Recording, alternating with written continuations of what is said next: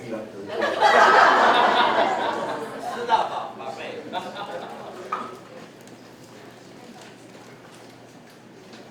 Every Hollywood movie that you've seen about the baptism of Yeshua has been wrong.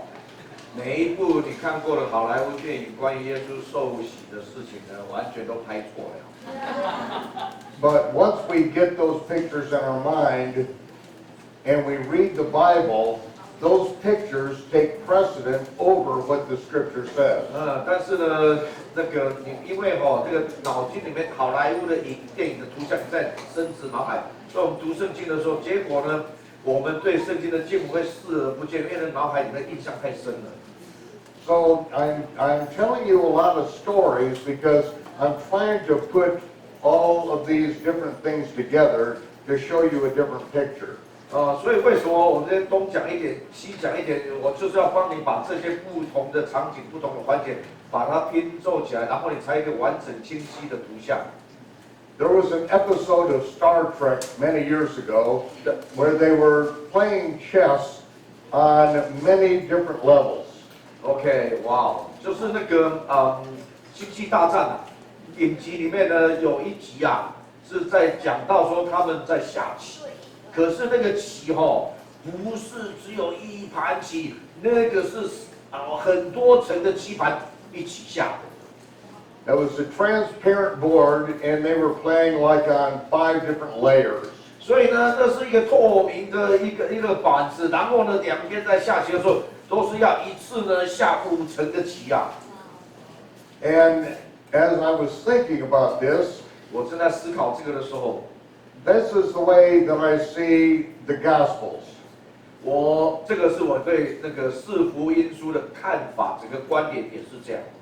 Matthew is on this level. 那个马太在这一集， Mark, Luke, John, 其他的那个约翰、马可、路加， and they're all interrelated to each other. 所以他们各自只是都是一盘棋，可是呢，这一盘棋里面的棋子动的时候，会牵扯到另外的棋盘不同的动。And then there's Deuteronomy on another level. 然后比较再下来更深的那一盘啊， And Exodus and Leviticus are on another level. 那个呢叫做生命记啊，然后生命记以后呢，还有这个Exodus 出埃及记，然后呢还有使徒行传，各有他们的层级。And the Kings and the Chronicles are on another level. 然后呢，还有列王记啊、历代志啊，又是在他们各自的层级里面。See, in order to understand when Zechariah was serving on the temple, we have to be conversant with Chronicles and when these horses were on duty. OK， 就是说呢，为了要了解那个刚刚讲的那个撒加利亚的当祭司的那个班次啊，那呢你要回到那个列王记还是历代志里面呢，有讲到那个24班的祭司啊。他们的班次啊，你要从那里去找。And then when we get to the book of Revelation, 那到了启示录就更不得了了。It's like all the levels of every book went on before, and they are part of the whole chess game. 启示录呢，就是呢过去所有的书卷的一盘一盘以后到最上层，所以呢，它跟下面那几十盘棋啊完全有关系。So I realized that in order for me to really teach what I'm trying to teach you, I would have to spend the rest of my life with you. 所以呢，我就发现说呢，我如果要把你们把这些的棋盘一盘一盘都跟你讲清楚，我只好在这里跟你们共度余生啊。And I realized that a lot of times I probably am confusing you.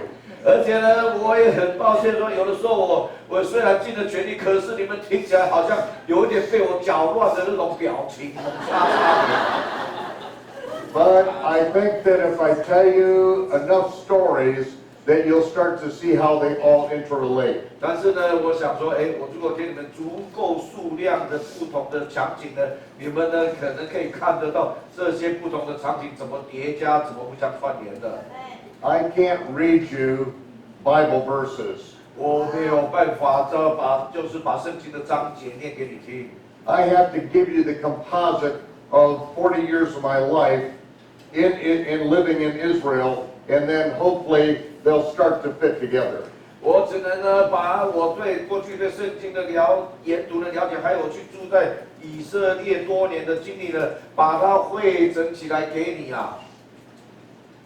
Every movie you have seen about John the Baptist and Yeshua's baptism, 每一幕你所看到的施洗约翰所做的，还有那个耶稣受洗。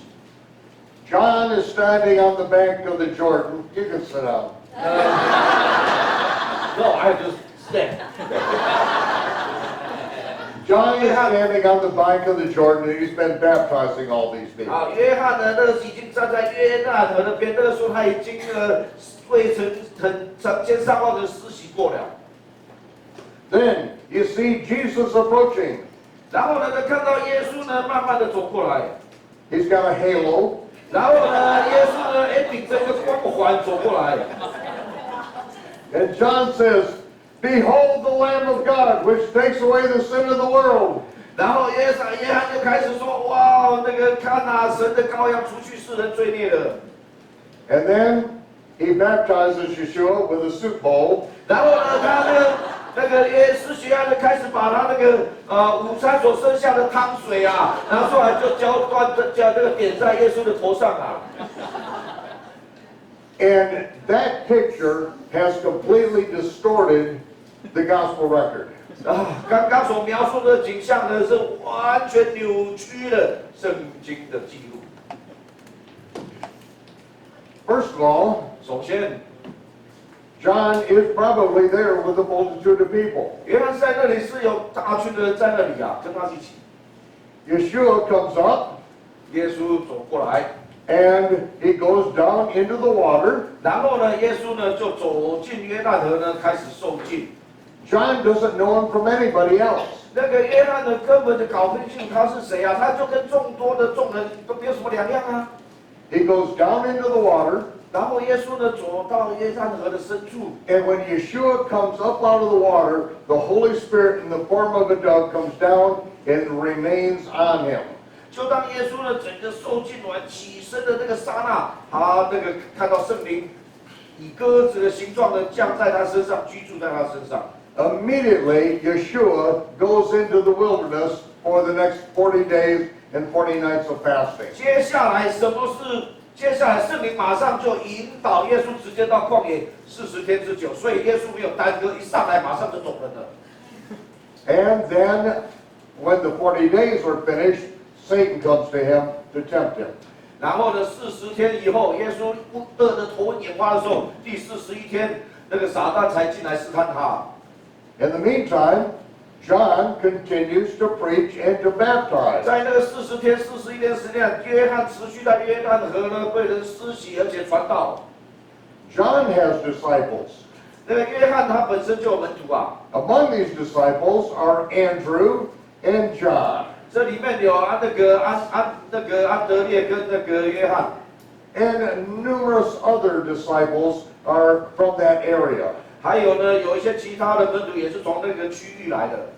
So, John continues to baptize. 所以呢，约翰呢照常为人施洗。 Yeshua is out in the wilderness. 那个时候呢，耶稣就在这个旷野里面。 And Satan comes to him. 好，那个时候撒旦进到耶稣面前来。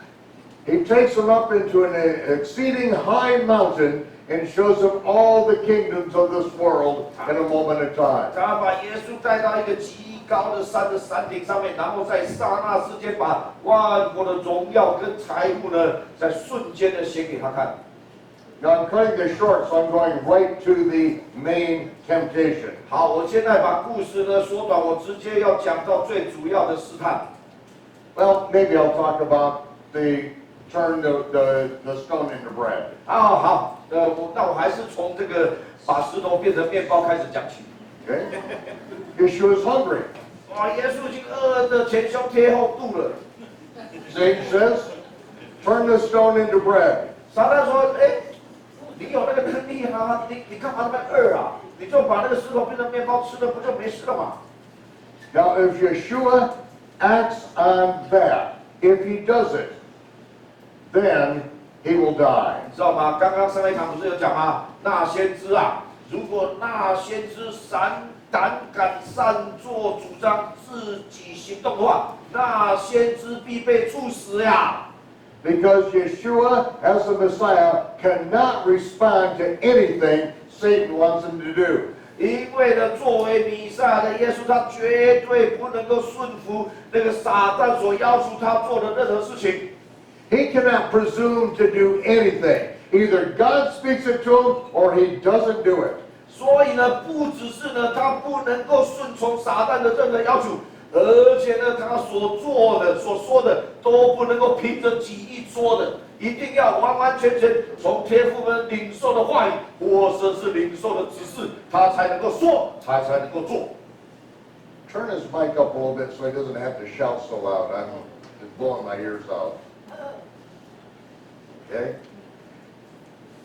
Now, Satan shows him all the kingdoms of this world in a moment of time. 然后呢，撒旦在那个刹那之间就把万国的财富跟荣耀显给他看，这个影像何等的剧烈啊！ Satan says to Yeshua, all the wealth, the power, the riches, and the glory of this world has been delivered to me. 他说嘛，这个你看看你现在所看到列国的这样子的权柄、财富、荣耀、尊荣，一切都是交付到我的手中的呀。 To whomsoever I will, I give it. 我乐意啊，要赐给谁啊，我就可以给他。 Bow down, turn me down. This is way too loud. It's blowing my ears out, and it's just me. 因为它有助听器，所以那个太大声，它里面会 Yeah. Bow down and worship me, and I will give it all to you right now. 只要这个时候没有人看见，你只要对我拜一下，我就把列国全部给你。 Yeshua said, no, it wasn't delivered to you. He couldn't say that. 耶稣有说，少来这一套，这个不是交付给你。耶稣有这么说吗？ Yeshua knew that Adam was given the dominion and authority and rulership of this world, and he had delivered it to Satan in his act of rebellion. 耶稣很明确的知道呢，这个是亚当呢，把他本来原有的权柄跟统治的权啊，是交给了撒旦的，这很清楚。因为亚当呢，在背叛神的那个行动里面，就只好把这个权柄交出去了。 That's why the Apostle Paul calls Satan the god of this world, the god of this age. 所以呢，因为这样子，保罗就称撒旦是这个世界的神，不是这个世界，而是这整个世代的神。 Yeshua refused the offer. 但是呢，耶稣拒绝了撒旦提出的条件。 But a lot of people have accepted the offer. 但是呢，很多人呢都接受了撒旦的这个条件。 Satan can give a little piece of his new world order to whomsoever will bow the knee to him and serve him. 就如同呢，撒旦自己所说的，他手中我说列国的财富、荣耀、统治权，只要他乐意，他可以撕下这个里面的一小片给你给他，只要任何甘心乐意跟撒旦和一起起来统治这个世界新秩序、全球单一政府的人。 Hitler was a Satanist. He bowed to Satan and he received a little slice of the kingdom. 那个希特勒呢，本身就是敬拜撒旦的。他呢，因为从这样子，他取得了那个一部分的权柄。 There are kings and great men and wealthy men who have bowed the knee to Satan and they have received a piece of his kingdom. 在这个世界上呢，有一些有权柄、有权有位，而且很有财富的，他们说暗中在敬拜撒旦，他们都有得到撒旦所分赐给他们的那一部分的荣华富贵跟权利。 You've heard stories about rock musicians selling their soul to Satan and they then become real famous. 你们有听过吗？这种这么多的例子啊，那个摇滚巨星啊，他没有成为巨星以前，他把灵魂跟卖给撒旦了啊，以后他就开始成名啊。That's really more than just a story. 这不是这个故事啊。Satan can give a piece of his kingdom to whomsoever he desires. 撒旦真的呢，可以把他这个列国的权柄、荣耀的某一个部分赐给任何他想要给的人。I'm going to read you Psalm 2. 我现在要读诗篇第2篇给你们听。Why do the heathen rage and the people imagine a vain thing? 为什么外邦这么的愤怒呢？而且他们在这边争闹呢？ The kings of the earth take their stand. 这些世上的君王啊，他们就站在他们的立场，抓住他的权力不放。Their rulers conspire together. 这些世上的有权柄的人啊，他们全部的共同的聚在一起密谋。 They conspire together against Jehovah and against his Messiah. 他们呢，在幕后联合起来，共同密谋一个图谋的计划。用这个计划呢，他们要抵挡在天上的耶和华神，并他所指定的那个受膏者。 They say, "Let us break their bands asunder." 然后呢，他们就说呢，我们要来我们不要去接受他们的统治，我们要把他们统治权要把它撕裂掉。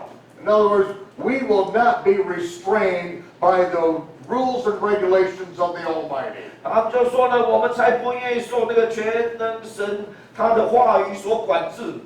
We're not going to be governed by his commandments. 我们不要受他的这些诫命所统管。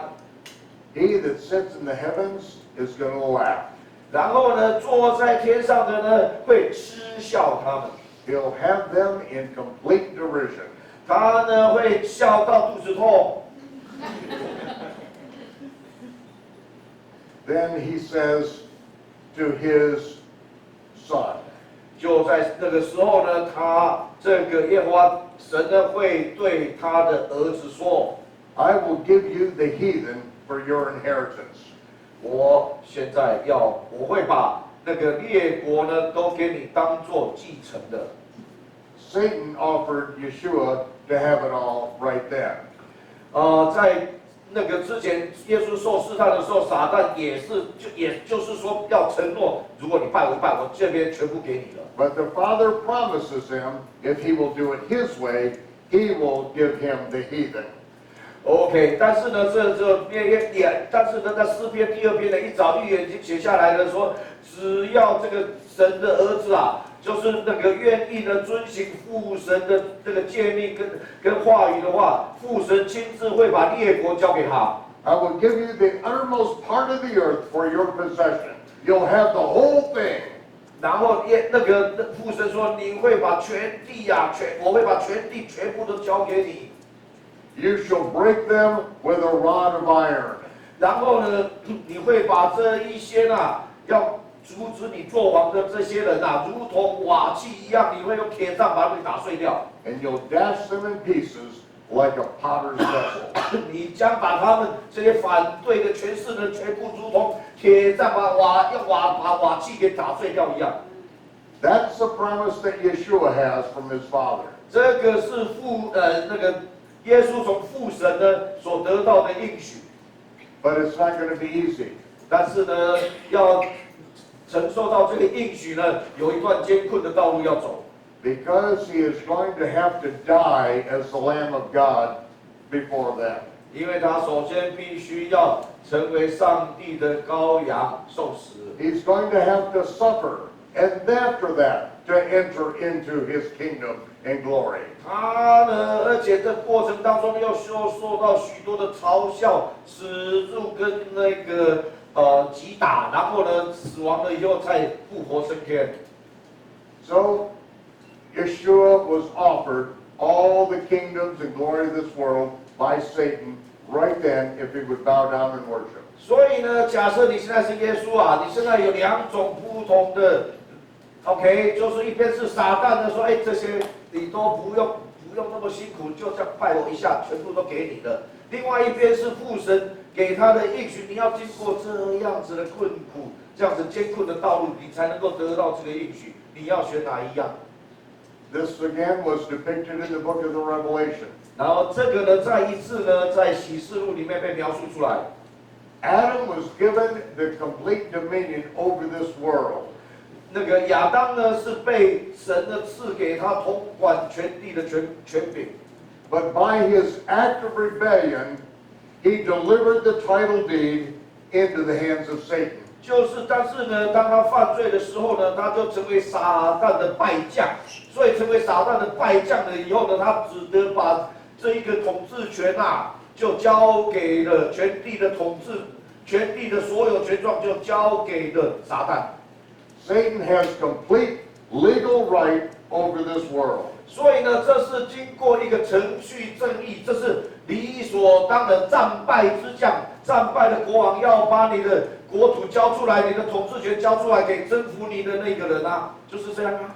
And no one who has ever lived or ever died has the authority to take the scroll and strip the seals of Satan's authority from the scroll. 所以启示录那时候就讲说，所有过去活过的呢，没有任何一个人呢有那个权柄啊，有那个权柄能够把撒旦的那个权柄把它褫夺掉，然后嘛把这个所有权状拿回来。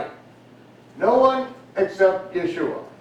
没有任何一个人除了耶稣以外， He who was alive, 他过去是 and then he 活 was 的， dead, 后来死了。 and now he is alive forevermore. 现在呢，他又活了，而且活到永永远远。 He alone has prevailed 单单只有他胜过了撒旦。 to strip the seven seals. 只有他，因为胜了撒旦以后呢，他就有那个权柄，把撒旦的那个7个印啊，全部把它拆掉。 Now we're talking about the 41st day of Yeshua after his baptism. 好，我们现在呢在讲的就是现在回到第41天，那个是他在约旦河受浸以后的第41天。 This is the day that Yeshua is being tempted. 那一天呢是耶稣被那个试探的一天。 And this is the day the Gospel of John begins. 这个呢就是约翰福音呢开始的地方。 This is now the second chapter. 现在是到第2章了，约翰福音第2章。 Levites and priests from the Sanhedrin have been sent to John to question him.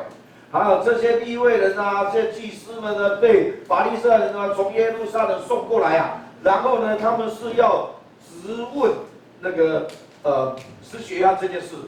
The Sanhedrin, the ruling body of Israel, has to ask him the question. 因为呢，这个是等于是法院在问话的这种格式哦，这种层次哦。因为这个 Sanhedrin 呢，就是好像犹太的这个自治的最高，犹太自治的最高议会，他们是有掌握这个权柄的，所以他们送的呢，就是送的文士这样的法利赛跟祭司要来质问耶稣，然后作证，好像法院做记录一样。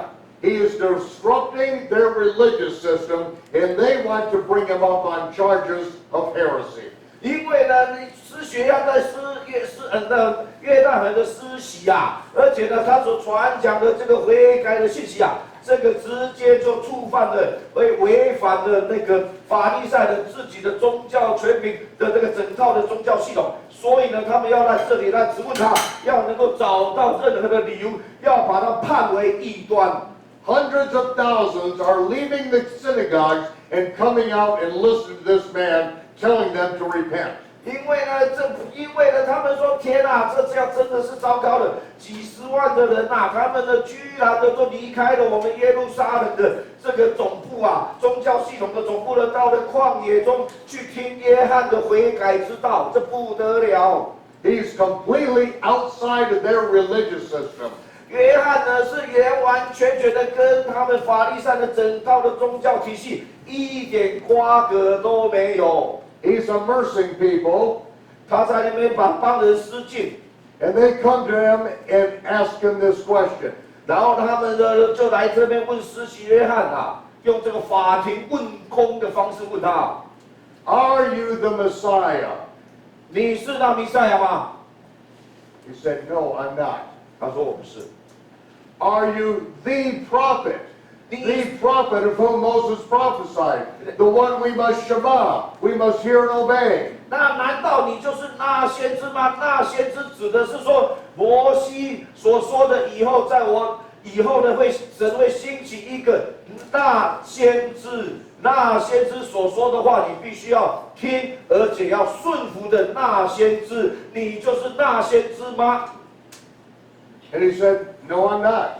然后那个施洗约翰说：“不是，我也不是那先知，不是摩西说的那先知。” Then he said, Then they said, Well, who are you and why are you doing this? 然后他说：“接着快了，你这个也不是，那个也不是，那你为什么你能够做这个事？是给你这个权柄来拆毁我们的权柄呢？然后你在这里为人施洗呢？” We need to report back to the Sanhedrin for the reason why they sent us. OK， 那个呢，就是我们呢是被这个工会啦，有这个法律的律师的身份呐，我们来到这边就是要跟你问你口供啊，所以你要给我回答好，我才会把这个问题我才能回去交差。John said, I'm the voice of one crying in the wilderness to prepare the way for Yahovah. 约翰说：“我就是那一位在旷野中呼喊说，预备修直主的道路的那一位。” Make his path straight. 把那个道路修平了，区道路修平了。Get ready. 你们要预备好。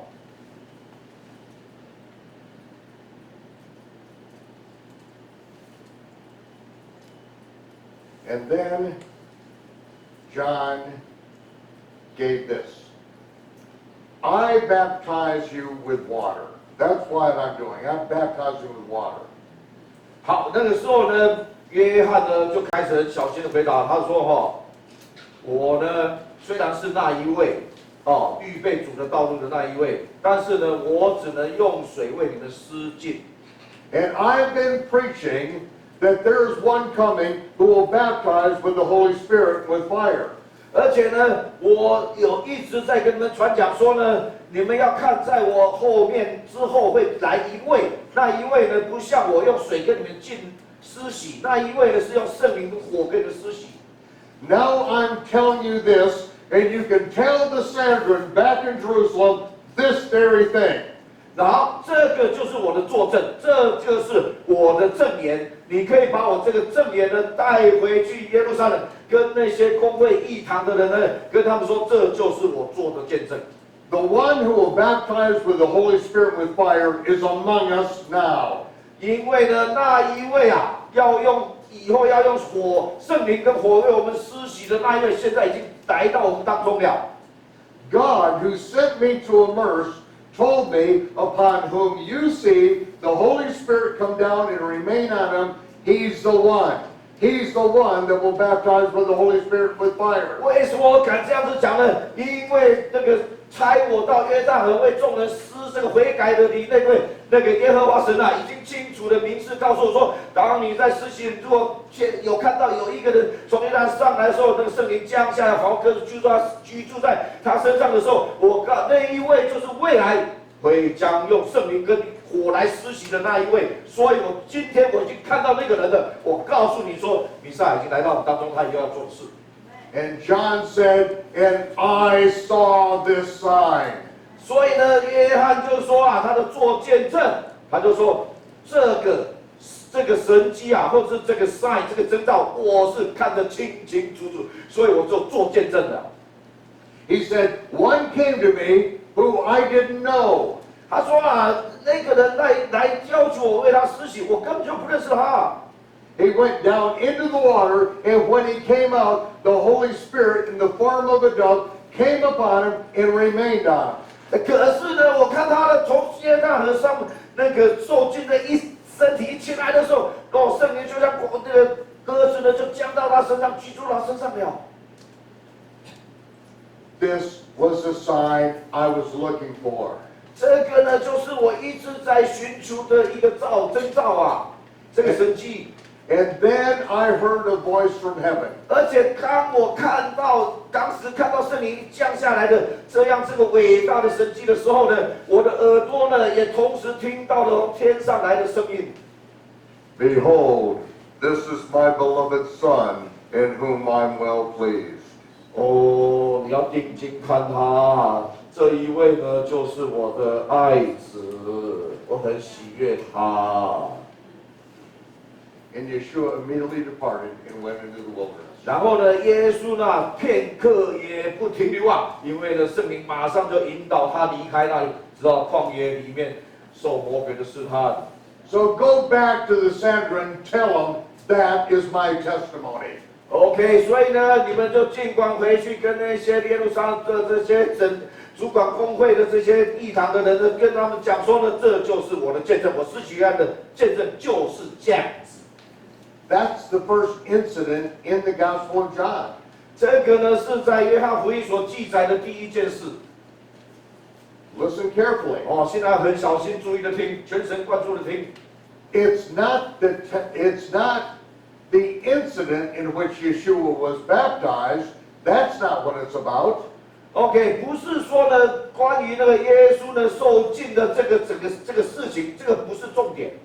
It's John telling the priests and Levites about when he saw the sign from heaven. 这个是讲的，当初那个作证的重点是在施洗约翰告诉那些祭司呢，跟那些的利未人呢，说呢，我是看不是施洗，我重点是看到那圣灵啊降在这一个人的身上。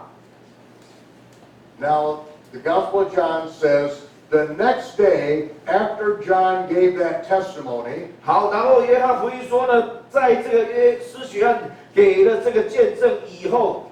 隔天 he was standing there on the bank of the Jordan, 他就站在那里，就在那个约旦河旁边。and Yeshua crossed over the Jordan River, and John said, Behold, the Lamb of God, which takes away the sin of the world. 那个时候啦，耶稣是受旷野受完了试探，刚好越过约旦河走过来啊。那个时候那个施洗约翰当场啊，就说指着耶稣讲说啊，看啊，神的羔羊出去世人罪孽的。That is the first day of the first month of the year 27 of the Common Era. 这个呢，就是那个公元27年的亚比月1号，就是照圣经的正月1号。Now the Gospel of John tells us what happened the next day. 然后呢，接下来约翰福音告诉我们，好，这一天的再下一天发生什么事？ The next day, John was standing there with two of his disciples. 那个时候啊，约翰就跟2个门徒站在那里。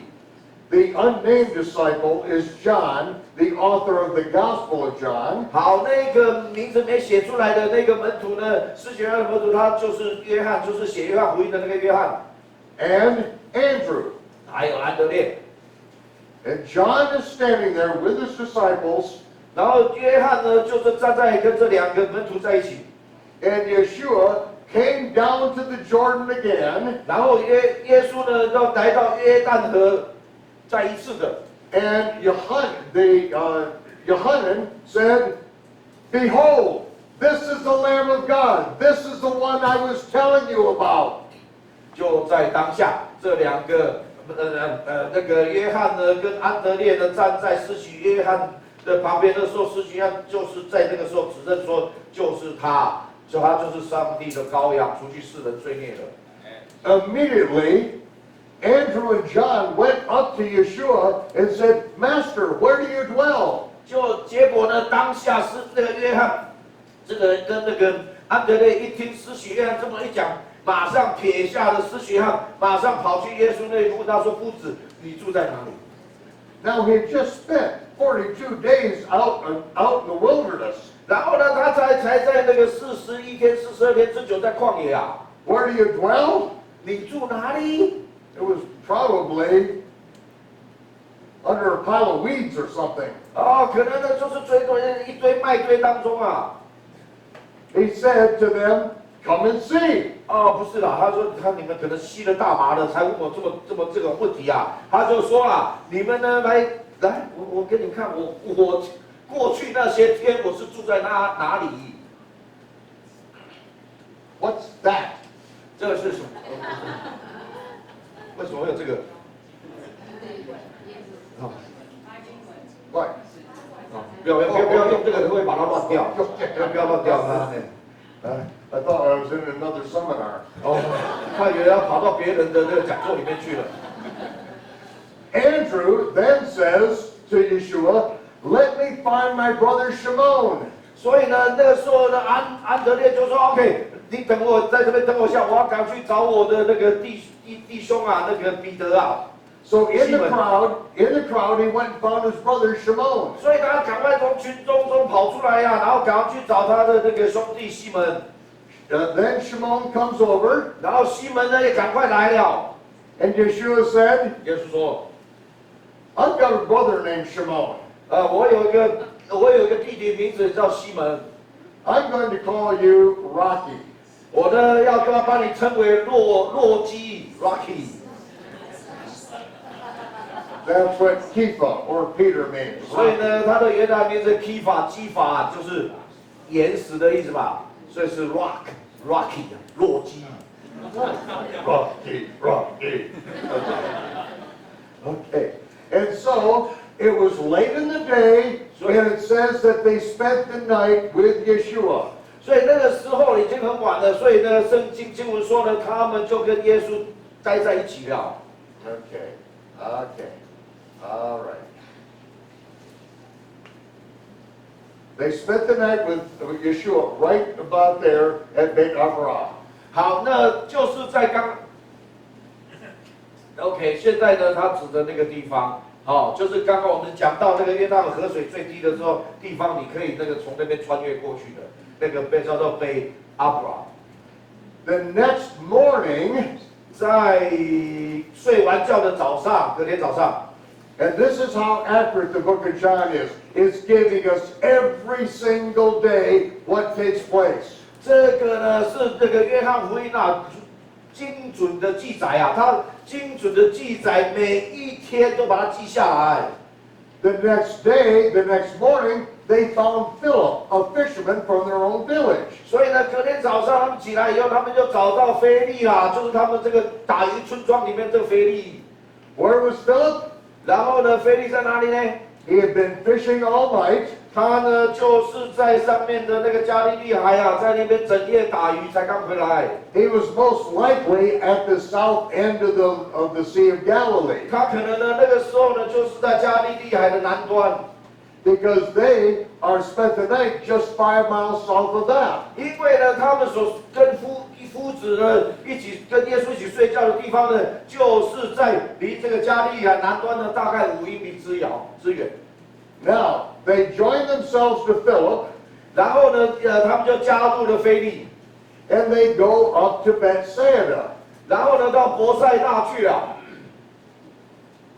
Now, sorry. Okay. 好，伯赛大就是在北部的那个红点。 Now, this is Bethsaida, 好，现在他指的地方叫伯赛大。 and this is where I live. 好，那个最西边的左边的那个点呢，尖尖的，就是他住的地方。 I sit on my porch, and I can see Bethsaida. 我坐在的我那个庭院呢，我就那个甲板上面呢，我就可以看到那个地方的伯赛大这个地方。 It's only 8 miles across the lake. It's not big. 那不是很大，那个大概那个湖面那个整个湖面的宽度大概8英里那个地方。 They get up to Bethsaida, and Philip found his friend Nathanael. 然后呢，所以他们到了跟那个腓利一起啊，他们就渡过去到了别赛大，那时候他们就找到了那但业。 And so Philip said to his friend Nathanael, "We found the Messiah. He's from Nazareth, the Messiah." 所以呢，腓利呢就找到拿但业啦，跟他们其他的门徒在一起说：“我们找到了弥赛亚。” And Nathanael said, "Can any good thing come out of Nazareth?" 然后这个弥赛亚是拿撒勒村出来的，然后那个拿但业就说：“这个拿撒勒村啊会出什么好货色吗？ Philip said, "Come and see, come and see. You won't believe what this guy is like." 腓力就说：“你自己亲眼来看看啊，这个人啊，实在是太让人惊讶了。” So Nathanael comes up to Yeshua. 所以拿但业的就来看耶稣了。 And Nathanael's got saying, "Can any good thing come out of Nazareth?" 因为那个拿但业啊，他记得拿但业不是说，拿撒勒村哪有怎么会出什么好货色呢？ And Nathanael said, "Behold, here is an Israelite in whom there is no guile, no dishonesty." 结果呢，耶稣呢就是对着指着拿但业说啊，这是一个真以色列人，他心中是没有诡诈的。 Nathanael said, "How do you know me?" 那拿但业说，你从哪里认识我呢？ Yeshua said, "When you were under a fig tree, I saw you." 那个就耶稣跟他说，当你站在无花果树的下面的时候，我已经看到你了。 Nathanael said, "You are the Messiah. You're the Son of God." 那拿但业马上就讲说，你就是那弥赛亚，你就是上帝的儿子。 Now, why did he say that? 你想想看，如果你是拿但业，你怎么会从无花果树讲到弥赛亚？这中间关联性怎么来的啊？ There are two possibilities here. 这里面有两种可能性。 To see someone when they're under the fig tree, this is representative of a small child who plays under the fig tree out by the house. OK， 就是说呢，这可能是一个景象，就是说呢，一个缩影，就是有一个小孩童，他从小喜欢在他的屋子的外面，他独自一个人就在那个无花果树下独自玩耍。 This is a Hebrew figure of speech. 这个是那个希伯来语的象征性的说法。 Yeshua could have told him his whole life story from when he was a small child to where he is today. 意思就是说啊，虽然圣经里面就是讲这么短的一句说你在无花果树下，我就看到你了。其实这一句所代表的意义，就说呢，耶稣呢，有可能那个时候就好像对待的撒玛利亚妇人一样，他就是从那个拿但业小时候在无花果树独在那边自己打弹珠在玩耍那一步开始讲到那个拿但业的这一生为止啊，所以。 Yeshua could have told him details about his life that nobody could have known without divine revelation. 所以呢，很有可能耶稣当下就是呢，在那个拿但业独处，他所做的事情呢，没有任何人在场，没有人有可能知道的那一些的细节，除非是从来自天上下来的启示的，才能够知道的事情啊，耶稣把它讲出来。 Or it could have been more literal than that. 或者呢，是有可能更可以照字面来讲解。 Perhaps Nathanael was just under a fig tree a short time ago. 也许呢，拿但业要过来见耶稣以前，可能呢刚好站在那个无花果树下。 And he did something that showed he was absolutely honest, even when no one was looking. 然后呢，就在那个无花果树下呢，他虽然呢旁边都没有人啊，看着他，也没有人知道，可是呢，他当下在无花果树所做的事情非常诚实的一件事情。 And again, Yeshua had to know this, had to be divine revelation for him to be able to say exactly what Nathanael had done. 不管是刚刚两种可能性的里面的哪一种啊，那个耶稣呢，一定必须要从天上得到的启示，他才能够把这样的事情也说出来。这个就是为什么拿但相信他就是弥撒的原因。 And so Nathanael said, "You're the Messiah. You're the Son of the living God." 所以呢，拿但业当场就说了：“你就是弥赛亚，你就是上帝的儿子。” And Yeshua said, "Do you believe that just because of this?" 那耶稣说：“我也不过这样小施这么一招而已呢，你就马上承认我是弥赛亚了？” You ain't seen nothing yet. 哎呀，后面呢还有很多让你这个瞠目结舌的事情要发生。 Now, the next verse is, 好，那下一句经文就说 It is the third day, and there was a wedding in Cana of Galilee. 第3天是day 3，好，我们讲，好，大家跟我讲一下 day 3。好，那个时候呢，就是迦南婚宴的时候。In Hebrew, Yom Shlishi. 好，在希伯来文叫做 Yom， 就是 day 啦，哈，天啦，那 Shlishi 就是3啦，这是照创世纪的 day 1、day 2、day 3。We call it in English Tuesday. 在我们英文呢，另外把那个取一个名字叫做那个星期二，那个时代是很困惑的，因为星期二其实是一个礼拜的第3天。But in Hebrew, we number the days of the week. 但是呢，我们希伯来人呢，我们根本就不用这些外邦人这一套，我们是照圣经的创世纪第1天，我们就叫做 day 1，第1天。The Sabbath day is the 7th day. 所以呢，这个我们叫它第1天 day 1，第2天 day 2，就知道叫到第7天 day 7的时候，我们给它特别取了一个名字叫安息日。The first day is what is called Sunday or Yeah，you know， 就是在我们外邦啊，我们把第1天呢称为星期日、太阳日。This is the day that the Babylonian sun god is worshipped. That's why it's called the Sunday. 这个呢，就是巴比伦的那个太阳神被敬拜的日子，就是在星期日。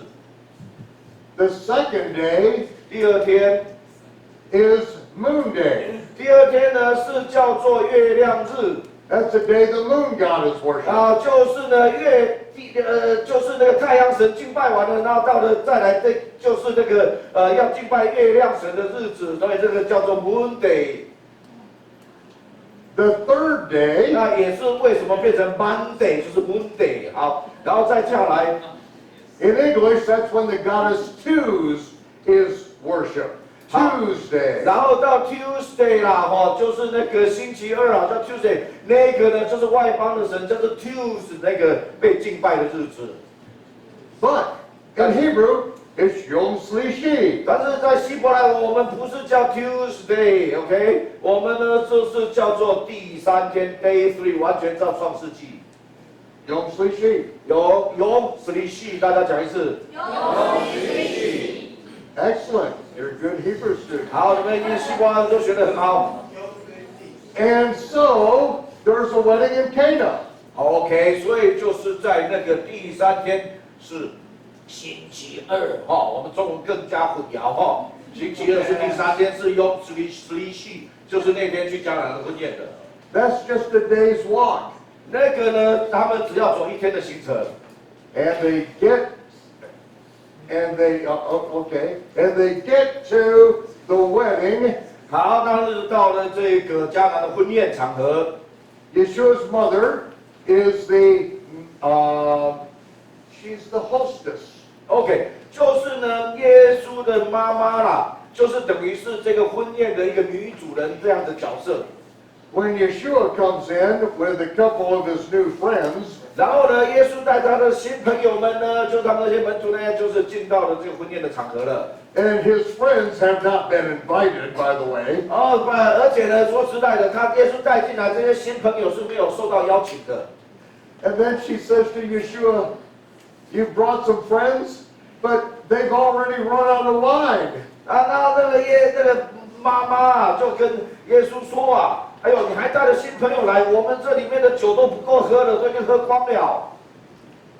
Yeshua said, "This is no concern of mine." 耶稣就说：“哎呀，这个事情不关我的事情啊。I'm way down on the guest list. It's not my responsibility to bring wine to this wedding." 就是呢，在这个宾客的名单里面，我是排名在后面的 ，OK？ 要负责那个酒席啊，酒宴里面的食物饮酒都要充足的那些的负责人里面呢还轮不到，现在还轮不到我，我不用为这个事情负责。In a Jewish wedding, even today, the parents and the brothers and sisters and the cousins, they're responsible for bringing the provisions for 其 the 实 wedding. 呢，在那个现在的那个犹太人的婚礼里面呐，OK， 就是父母啦、兄弟啦、这个堂表兄弟姐妹啦，什么这样一层一层下来，每一个人要照他们的次序呢，他们都要负责那个足够的那个酒水的供应，还有饮食的供应。 Yeshua is way down the list. 耶稣说呢，照这个次序呢，我是排在最后面的，你要先找这个上面应该要负责，该谁负责的。 But the conversation with his mother went something like this. 但是呢，那个时候我自己在揣摩啦，当初呢，母子之间呢有一段那个对谈。Okay, mother, I'll help out, but I'm going to do it my way. 耶稣就跟玛利亚说 ，OK， 妈咪，那这次呢，我会来负责，可是这次呢要用我的方法来准备。 Oh, Yeshua, please don't pick on the Pharisees tonight, please. 耶稣哈，你就饶这些法利赛人吧，你今晚这不要在这个重要的场合把它搞砸了，好不好？拜托你。 He looked, and there were 6 stone water pots for the purifying of the Jews. 然后呢，耶稣就放来一看，哎呀，那边刚好有6口石缸啊，装满了水在那里。 You see these water pots here? 你们看到那个6缸在那里吗？6缸的那个石缸在那里吗？有看到吗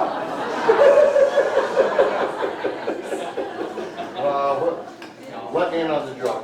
No, they didn't see they imagined the big, pot, not this kind of small pot. Oh, well, the point is, this is wrong anyway. Yeah, that's why they're laughing. They know that's wrong. These are ceramic pots. OK， 第一个呢，这是石器做的，是错的，不是这样。 As soon as you hear stone water pots for the purification of the Jews, number one, you know it's a Pharisee wedding. OK， 所有了解犹太背景的，你只要听到说这个呢是用石头做的石缸是装水的，他们马上知道说这个是法利赛人的规定的。 You can read the scriptures for the rest of your life, and you'll never find anything about stone water pots for purifying Jews. 你可以穷尽的一生呢，在圣经里面找来找去，你绝对不会找到那个神的话语有规定说这个法利赛人所讲的这个要洁净，然后用石缸装水来洁净这样的规定。 But if you read the Talmud, which is the encyclopedic volume of rabbinic law, that's where you find out about stone water pots. OK， 但是呢，你如果肯去读那个塔木德经啊，塔木德经呢就是那个拉比们的法典啊，他们自己创造出来的法典，好像百科全书一样，整套的。 These stone water pots are about this tall and about this big around. OK， 其实那些的石缸，就你洁净的水的石缸啊，那个只有这样子高，这样子宽啊。 They are very precious and they're very rare. 它们是非常极为宝贵重，而且价钱很高的，很难找。 They have a few in the Metropolitan Museum of Art in New York. 在纽约的那个大都会艺术博物馆里面有几个那个。 They have sold for between $50,000 and $150,000 US dollars. 所以呢，他们当初买来的时候所要付的价钱就5万美金到15万美金不等，就那么一缸。 To carve a water pot out of stone is very, very difficult. 要从那个石头，整个石头里面呢，要去把它这样凿出来，像这样子的石缸啊，这个所需要的工匠是不得了的呀。 And why bother to do it? 那为什么要花这么大的劲去凿这样子的石缸出来呢？ According to the rabbis, stone cannot contract ritual impurity. 因为呢，根据拉比他们的教导呢，那个石头啊，它是呢不会被那个不洁净或者是那个玷污之物呢所穿透的。 These stone water pots are holy items for a Pharisee. 所以呢，因为这样子的，所以这些石缸对法利赛人来讲，简直是等于圣物一样啊。And the Talmud tells us exactly how they're used. 然后塔木德经有告诉我们说，到底怎么来使用这个石缸的用途。For an official ceremony, such as a wedding, it requires water. 在这个正式的像这种的婚宴的场合呢，照这个那个拉比们的这个规定呢，是的确需要有水。But this must be holy water. 但是这个水呢，你不能用普通的水，这个要用圣水。One way of making holy water 那到底要怎么样能够制作出来圣水呢？ is to put a water pot on the stove and boil the hell out of it. 然后呢，就是把那个水呢放到这个石缸里面呢，然后把它煮沸吗？ That's a joke. 这是一个笑话啊，大家笑一笑哦，鼓励他。哎，我们笑。No, 不是的。 the water must be sanctified holy water according to the rabbis. 然后这根据拉比们的规定啊，那个水呢必须要被洁净，经过洁净的程序才能够成为圣水。 Now, water is brought from the well in many different types of containers. 因为呢，你要把那个水聚集到这里来，你要到不同的井啊，然后用不同的容器去装过来。 Ceramic pots, wine skins, anything that will hold water you can bring from the well for household use. 任何呢能够装水的器具啊，都被使用去装水，包括了石器所做的，或者是装酒的那个皮袋子，都可以装水过来啊。 But holy water must not have the slightest flavor of wine or vinegar. 好，那但是圣水呢，照拉比的规定呢，不能够有一滴滴的酒，或者是甚至一滴滴的醋在里面。 Now remember, I'm talking about Phariseeism. I'm not talking about the Bible here. OK， 现在呢，大家要先把这个界限讲清楚。我现在讲的是那个法利赛人他们自己的规定，我不是在跟讲圣经里面的规定。 Everything I'm saying was completely made up by the rabbis, not a single word in the Bible. 我现在跟你讲的这些规定呢，完全都是这些拉比们自己制造、创造、编造出来的，跟那个圣经一点关系都没有。 So, if water has the slightest flavor of wine, then you must fill a water pot, a stone water pot, all the way to the brim. 然后呢，如果这个水啊，你闻起来是有一点醋或是酒的味道啦，那是不洁净的。所以呢，你要怎么做？你要把那个水呢，就放在刚刚讲的照法利赛人所工匠要求所打造出来的那个石缸里面，然后你的水要把它倒下去，而且呢，一直倒到那个边缘快要满出来为止。 Then you lower the stone water pot into a mikvah with flowing water. 然后呢，你要把这一个石缸啊，这里面你存满了水，你把它抱到那个刚刚讲的那个活水的那个净池里面啊，然后你要把它拿到那里去。 As soon as the waters of the mikvah kiss the water at the top of the stone water pot, you bring it up and now it's sanctified holy. 好，那然后所以你抱到那里去啊，大家记得刚刚那个受精的池子是活泉嘛，活水嘛，所以那个水上面会这样啊，活着嘛，对。然后呢，你要抱着这石缸的水，你要记得吗？要把那个石缸的水呢弄到注满到边缘的，好像有表面张力为止。然后你就抱到那边，然后你就屈身下来，让这个表面张力在那个石缸边缘的那个水啊，要跟那个活泉的在活动的那个水啊，互相亲吻一下。OK， 那这就在这个时刻呢，这一缸的水就变成圣水了。Now, what I said was a direct quote from the Talmud. 我刚刚所描述的，我是直接引述塔木德经里面的规定啊。It's in your chronological Gospels, which will soon be in Chinese. 这个呢也是会记载在这一本造世福音书的编年体世福音书呢，很快就会用中文版来发行。It's a footnote.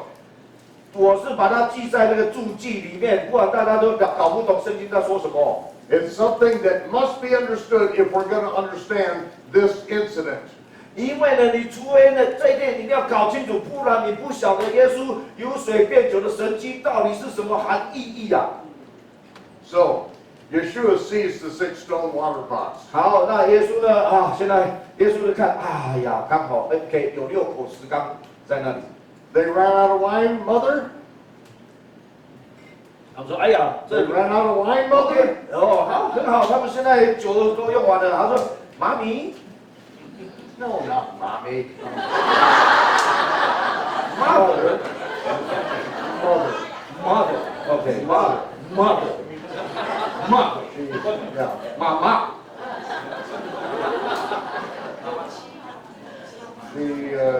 She's the hostess. OK， 这个 It's, he's referring to her in her official capacity. OK， 所以呢，他为什么称他我们叫把它翻译作妇人啦？其实不妇人，他是叫做 mother。OK， 那这个 mother 呢这是一个位分，这个位分呢就是说谁呢是掌管这一个宴席的女主人呢，就是 mother， 这是不是在 OK？ 所以我们的妇人这翻错了 OK。Okay, mother, I'll take care of it, but I'm going to do it my way. 所以呢，那时候呢，这个他说好 ，mother， Oh, please, Yeshua, please. 我会照你，我现在会马上帮你解决这个问题。然后这个 mother 呢就开始紧张起来，说乖儿子啊，拜托你不要捣蛋好不好？ And then she tells the servants, whatever Yeshua says, go ahead and do it. 然后呢，接下来一步呢，就是 mother 呢就跟这个管宴席的仆人们说呢，我儿子耶稣告诉你们做什么，你们就做吧。And if the servants can keep their mouth shut, everything's going to go just fine. OK， 那如果呢这一些的仆人们呢，他们呢就不要讲话，这什么事都不会发生。So he tells the servant, fill the stone water pots all the way to the brim.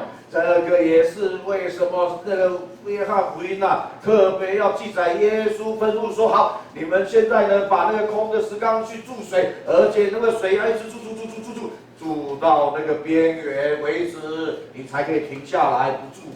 The servants do that.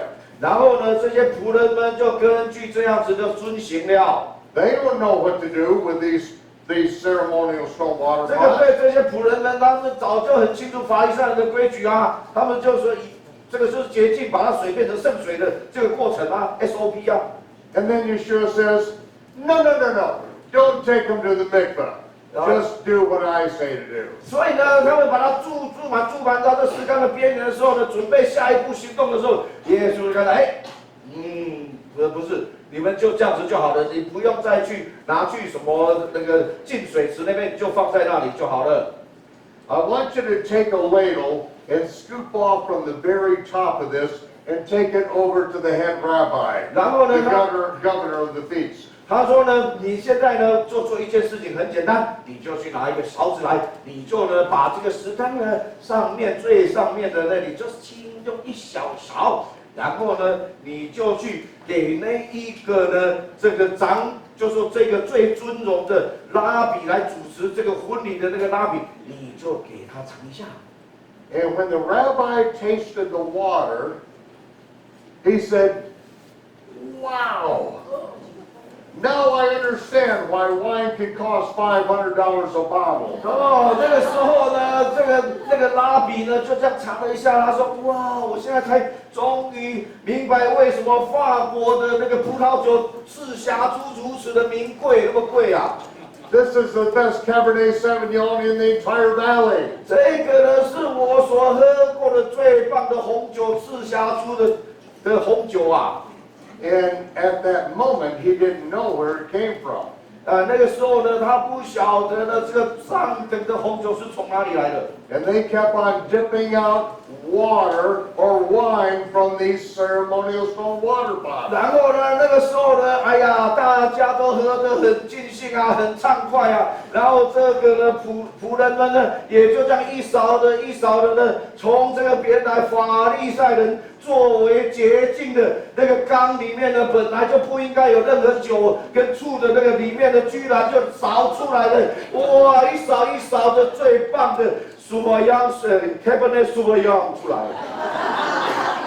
Everyone is tasting this. Oh, taste this! It's fantastic. 哦，每一个人都喝的时候赞不绝口，哎呀，我为了这是从来没有喝过的美酒呀。They start singing, they start dancing, and they keep 哎 drinking. 呀，这个酒太好喝了，大家都畅快起来，开始歌唱，开始跳舞啊，越喝越嗨呀。It's a Jewish wedding. 哦，这个是本来就犹太人的婚礼，本来就这么一回事嘛。This is not a Baptist wedding. 这不是那个浸信会的那个婚礼呀，这个是犹太人的婚礼呀。No styrofoam cups and Kool-Aid 哎， here. 他们绝对不会去用保丽龙所做的那个可丢弃的杯子盛酒给你喝啊。And the rabbi said to the bridegroom, usually they put out the expensive stuff first, but you have saved the best for last. 哦，这个首席拉比啊，也是喝了酒酣耳热，哎呀，非常的畅快。他就去跟新郎说：“哎呀，别人哦都不是这样，别人都是把那个最上等的红酒一开始就开给宾客喝了，等他们喝到了有点懵的时候呢，就给他们劣等的酒，反正他们喝不出来的。可是呢，你是反过来的。” So these holy stone water pots. 所以呢，这些的圣水啊，从石缸出来的圣水， Does it have the slightest flavor of wine or vinegar? 那这个照法利赛人的规矩，那这个从石缸的水是耶稣把它变成了酒，这个我想问你，这个喝出来的这个到底有没有酒味？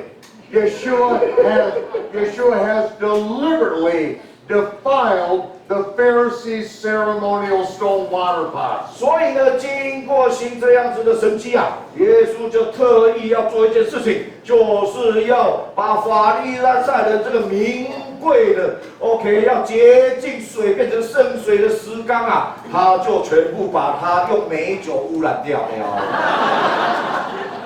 6 of them?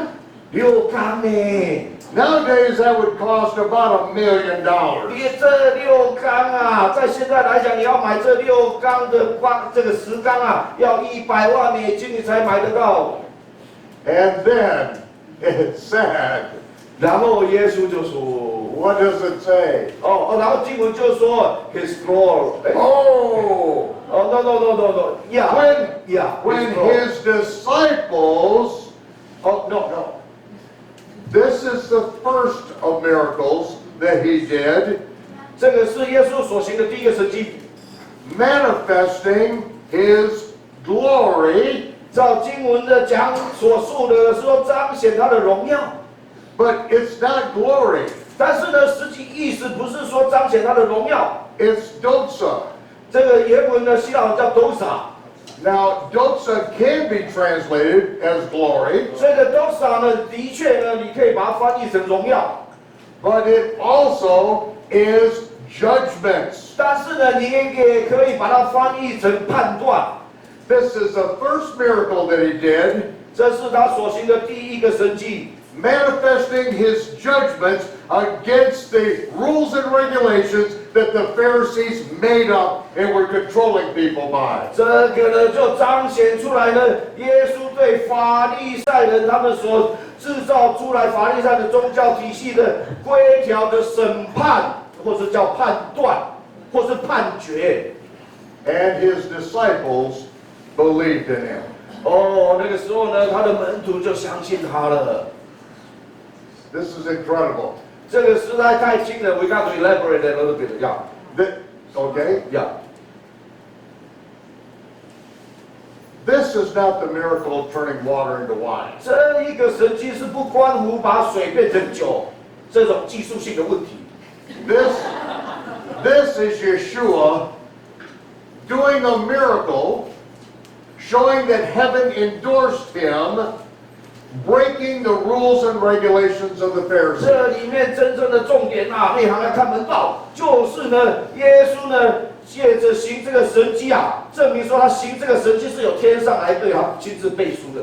可是呢，他又偏偏借着这个神迹彰显出来，他有先上来给他的权柄来剥夺这个或者是审判法利赛人他们自己所制造的宗教体系。Judgment in Hebrew is the plumb line. 那个呢，其实呢，我们说的这个审判或是判断，在希伯来文它的语义很简单，就是放下准绳。The straight line that goes down, 就是这样把一条准绳放下来。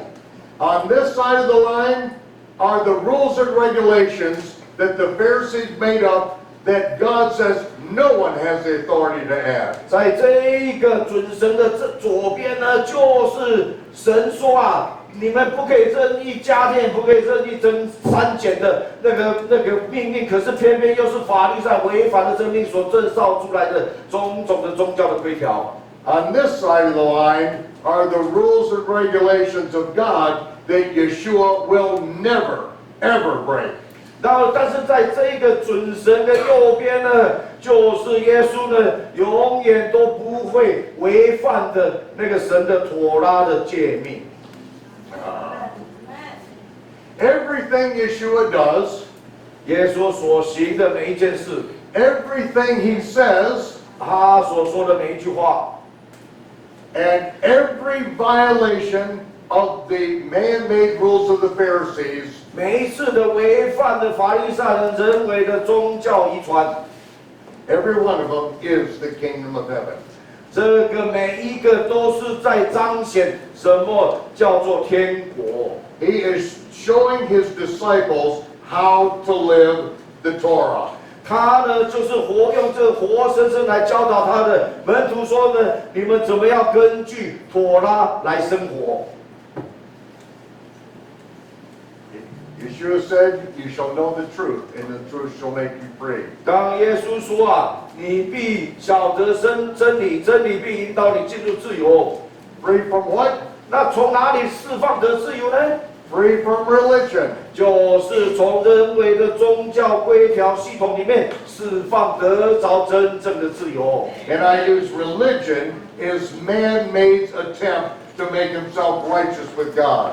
那我对这个宗教这两个字的定义呢，就是人自己所制造出来的，照他们的意图所创造出来这个体系呢，让他自己在神面前可以称义的这样子的体系。 Now, the next day, they spend the night, and the next day they go back down to Capernaum on the shore of the Sea of Galilee. 所以呢，那隔天呢，他们在那里将来又待一天，然后再隔天呢，他们就下到加百农去了。 Where they spend not many days. 然后呢，在这个加百农呢，现在就是在那个加利利海看到那个红点呢，就是好在那里们圣经说的，他那边住了没有几天。 Yeshua's mother, brother, and sisters are with him. 那耶稣的妈妈啦，兄弟们啊，姐妹们啊，都跟他在一起。 Andrew, Peter, John, Philip, Nathaniel. 拿但业啦、约翰啦、安德烈啦、彼得啦，都跟他在一起。 That's the whole entourage right now. 哦，这个是一大群人。 And they go down there not many days 然后呢，他们就在那个加百农呢，才短短的住了几天。 because in 5 days they must be at Jerusalem. 因为呢，照那个的时候的时间点啊，他们5天之后呢，必须要赶到耶路撒冷。 Why?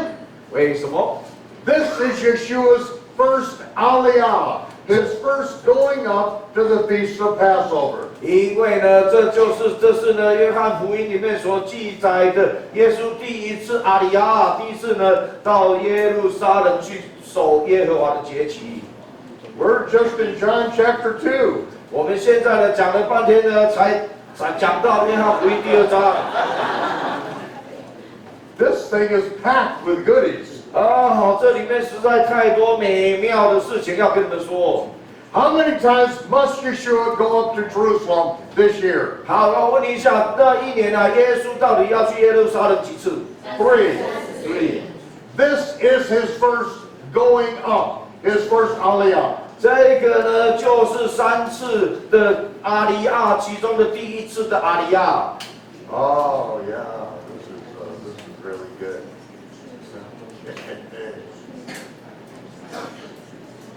He goes up and he takes care of business in Jerusalem. 好，然后呢，耶稣呢就到了耶路撒冷呢去处理事情了。He cleanses the temple. 他洁净圣殿。What's wrong with this painting? 好，你们现在看一下这一幅画有什么不对的地方？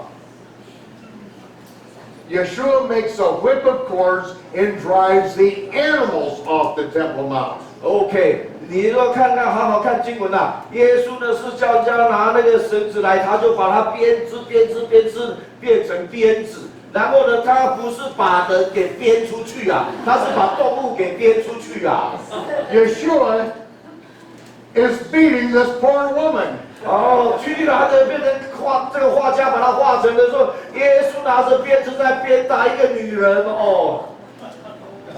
I really think it was the artist's mother-in-law. 哦，也许呢，这个画家呢实在是太讨厌他的岳母了，所以呢，这个长相也许有点像这个画家的岳母啊，但是冤枉的耶稣啊。He overturns the money changers. 他那时候呢，把这个动物呢编出去以后呢，又把兑换银钱的桌子都给翻了呀。Drives the animals off the Temple Mount. 他呢，把这些动物呢全部赶下去啊，不准在圣殿上面啊， Do 圣殿山 not 上面啊。 make my father's house a house of 然 merchandise. 后呢，这就是我父亲的店，你们不可以在这里变成你们做生意的地方啊。Even today, the rabbis will tell you this was not supposed to be going on the Temple Mount. 即使哦，今天的拉比们啊，他也会跟你说，哎呀，当初这些法利赛实在太过分了，你根本就不应该把动物啊搞上去那个圣殿山的呀。The animals for the sacrifices and the money changers were supposed to be down below Robinson's Arch, below the Temple Mount, not on the Temple Mount. 那个呢，就是那个要作为那个生计的这些动物啊，还有兑换银钱的这些摊子啦，他们的位置应该是你们现在去以色列圣殿山下面有一个 Robinson Arch 有一个拱的那里，他们是应该在下面，不应该到圣殿山上面的。Down below, you could buy a goat or a lamb for sacrifice. 就在这个 Robinson Arch 那一层啊，你可以在那里呢换。那个把银钱换成那个圣殿所用的那个银子，然后呢，还有那个要做生计用的动物。You could have your money changed. 你也可以在那边兑换银钱。Because you are not to give into the temple treasury any image of any pagan god. 为什么要换银钱呢？因为当时那个罗马的铜币那个银币上面都是有人像的。所以呢，你要再奉献给那个圣殿里面的这些钱币，上面是完全不能够有任何的人像的。And the Tyrian shekel had the image of Hercules, their god, on it. 就是那个罗马的其中的一个皇帝叫 Tyrus， 他所铸造出来的那个舍克勒的那个铜币上面呢，是有那个外邦的神叫 Hercules 这个神的。And in order for it to go into the temple treasury, it could not bear the image of a pagan god. 所以呢，你任何能够到圣殿上去奉献的这些钱啊、银钱啊，或者是铜钱啊，这是不可以有任何外邦的那个神在上面的。The image of these pagan gods were not to be on the Temple Mount. Get the thing changed before you get up here. 所以呢，为什么耶稣实在太愤怒了？因为呢，就在这个圣殿上面呢，居然呢，他们在那边做交易啊，然后呢，那个上面呢，就是这一些充满了外邦的神的那个铜板，就在我的圣殿、我的圣父的家里面，在那边做交易。When you bought a sacrificial animal, 当你买那个要做祭祀用的动物的时候， then a piece of clay pottery with a number on it was put on the animal, and then you received the other one. 然后呢，你会收到一个好像就是用陶所做的那个东西啊，然后它是挂在这个动物的身上，然后它另外一份呢是交给你。 Then the animal was taken clear around the Temple Mount to the sheep pool and was properly bathed and prepared. 所以，然后这个动物呢会被带到那个叫做羊门的那个地方，在那里呢被洁净，然后在那边被预备。 You went to the southern steps of the Temple Mount and immersed yourself, mikvah. 然后同时呢，你把动物交给那个祭司以后呢，你要到那个圣殿的南端啊，那边有很多的受浸池，然后呢，你又在那里受浸。 You proceeded up onto the Temple Mount, and there you met your animal that was brought in by the Levites. 那个你受浸完了都洁净了。 然后呢，你才一层一层的登上去，然后呢，就在圣殿上，就在那里呢，你才从祭司手中呢，交给你原来所贡献的，比如说那只羊。But why was this going on? 可是为什么会有这个事情发生呢？ Because the Pharisees had allowed the money changers and those who sold the animals to be up on the Temple Mount. 因为啊，本来不应该发生的事情，可是呢，这些法利赛人呢，给了这一群人在圣殿上面，兑换银钱的，还有那个贩卖这个动物的呢，给了他们营业特许证。They paid the Pharisees a certain amount of money for the right to do that. 所以呢，他们呢付给这些法利赛人呢，一些的金钱来取得在那个地方的营业特许证。 Why? 为什么呢？ The same reason. Have you been to a movie lately?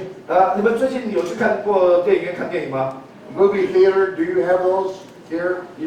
我们有电影院嘛，哈，对不对？ Okay.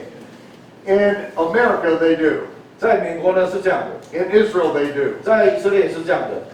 You could buy a pack of M&Ms. Is M&Ms? 呀，就是你可以买那个 M 那个巧克力一包， Little snack bag at the 7-Eleven 你可以在那个7-Eleven买一小包这种 M 小巧克力包， for $1. 大概花1块美金都买到了。 But when you go inside the theater, you'll pay $5 for 可 it. 是呢，你进去看电影的时候呢，你在电影院买呢，你要付5块钱。 That's the reason why they let them up on the Temple Mount. 这个也是同样的原因啊。为什么呢？这些法利赛允许他们在那个圣殿山里面兑换铜钱跟卖这个动物？ They've got a captive audience. 因为呢，这些人逃不掉，就只能乖乖付这么多的钱。 They can charge whatever they want. 啊，因为这里面呢，只有我们有这样的营业特许证，所以呢，我们要卖你多贵就卖你多贵。 The theater gets a kickback, the rabbis get a kickback, everybody gets to get the extra money. 所以呢，戏院呢也拿到回扣，拉比们也拿到回扣，反正在这里面的所有相关的人，每一个人都有拿到一些的回扣。 So Yeshua is in a rage. 所以呢，你才明白哦，为什么耶稣这么愤怒的原因啊？ It's the day before the day of preparation. 那个呢，就是在那个要准备逾越节的日子的前一天。 Yeshua is getting the leaven out of the temple. 这个呢，照妥拉的规定呢，他必须要从他的家里面呢除去所有的酵。 He's turning the tables over and driving the animals out with a whip. 所以呢，耶稣在那里呢，掀那些兑换人钱的人的桌子呢，而且呢，拿着鞭子呢，把这些动物都一个一个赶出去下山。 And the Sanhedrin, the members of the Sanhedrin came out and said, "What are you doing?" 所以呢，这个 Sanhedrin 呢，就是有这个公议事会议的这个最高的领导的这些机构的人，就来问耶稣啊，说你怎么可以，你哪有这个权柄做这个事情？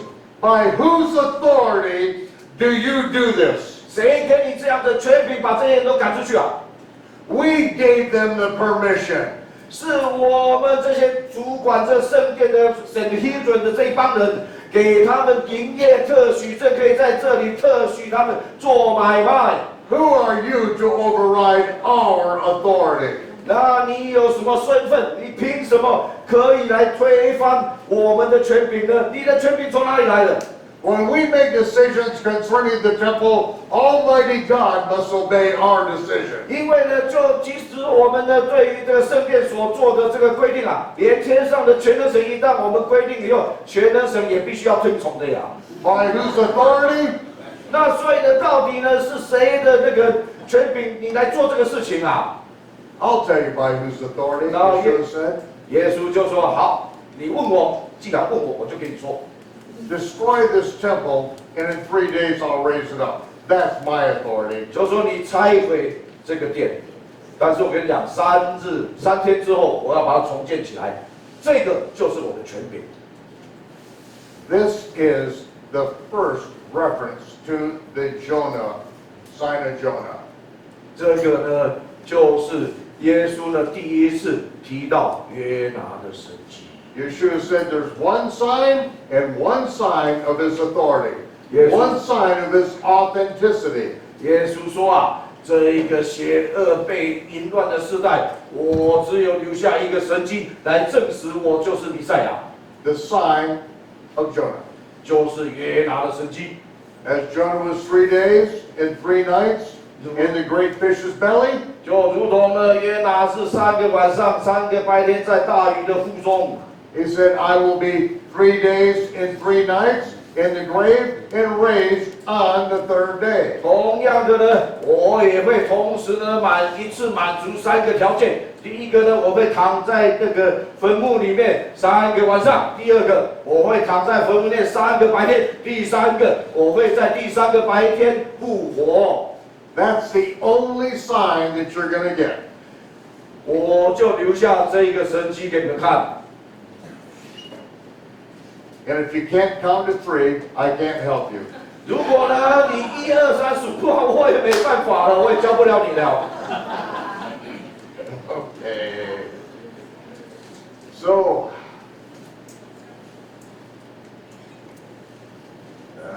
that's right. So, there's the sign of Jonah.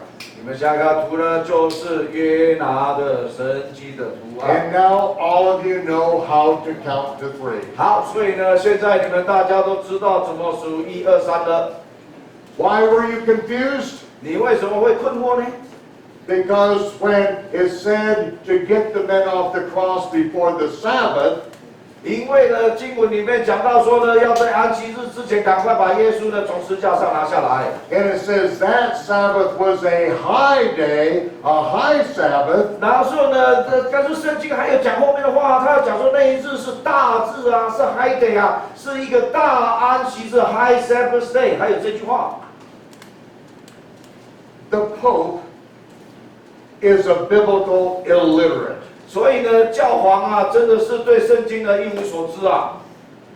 The Pope didn't know that every feast begins and ends with the Sabbath. 因为呢，教皇他并不晓得说耶和华的节期啊的第一天跟最后一天都称为大安息日，是大日。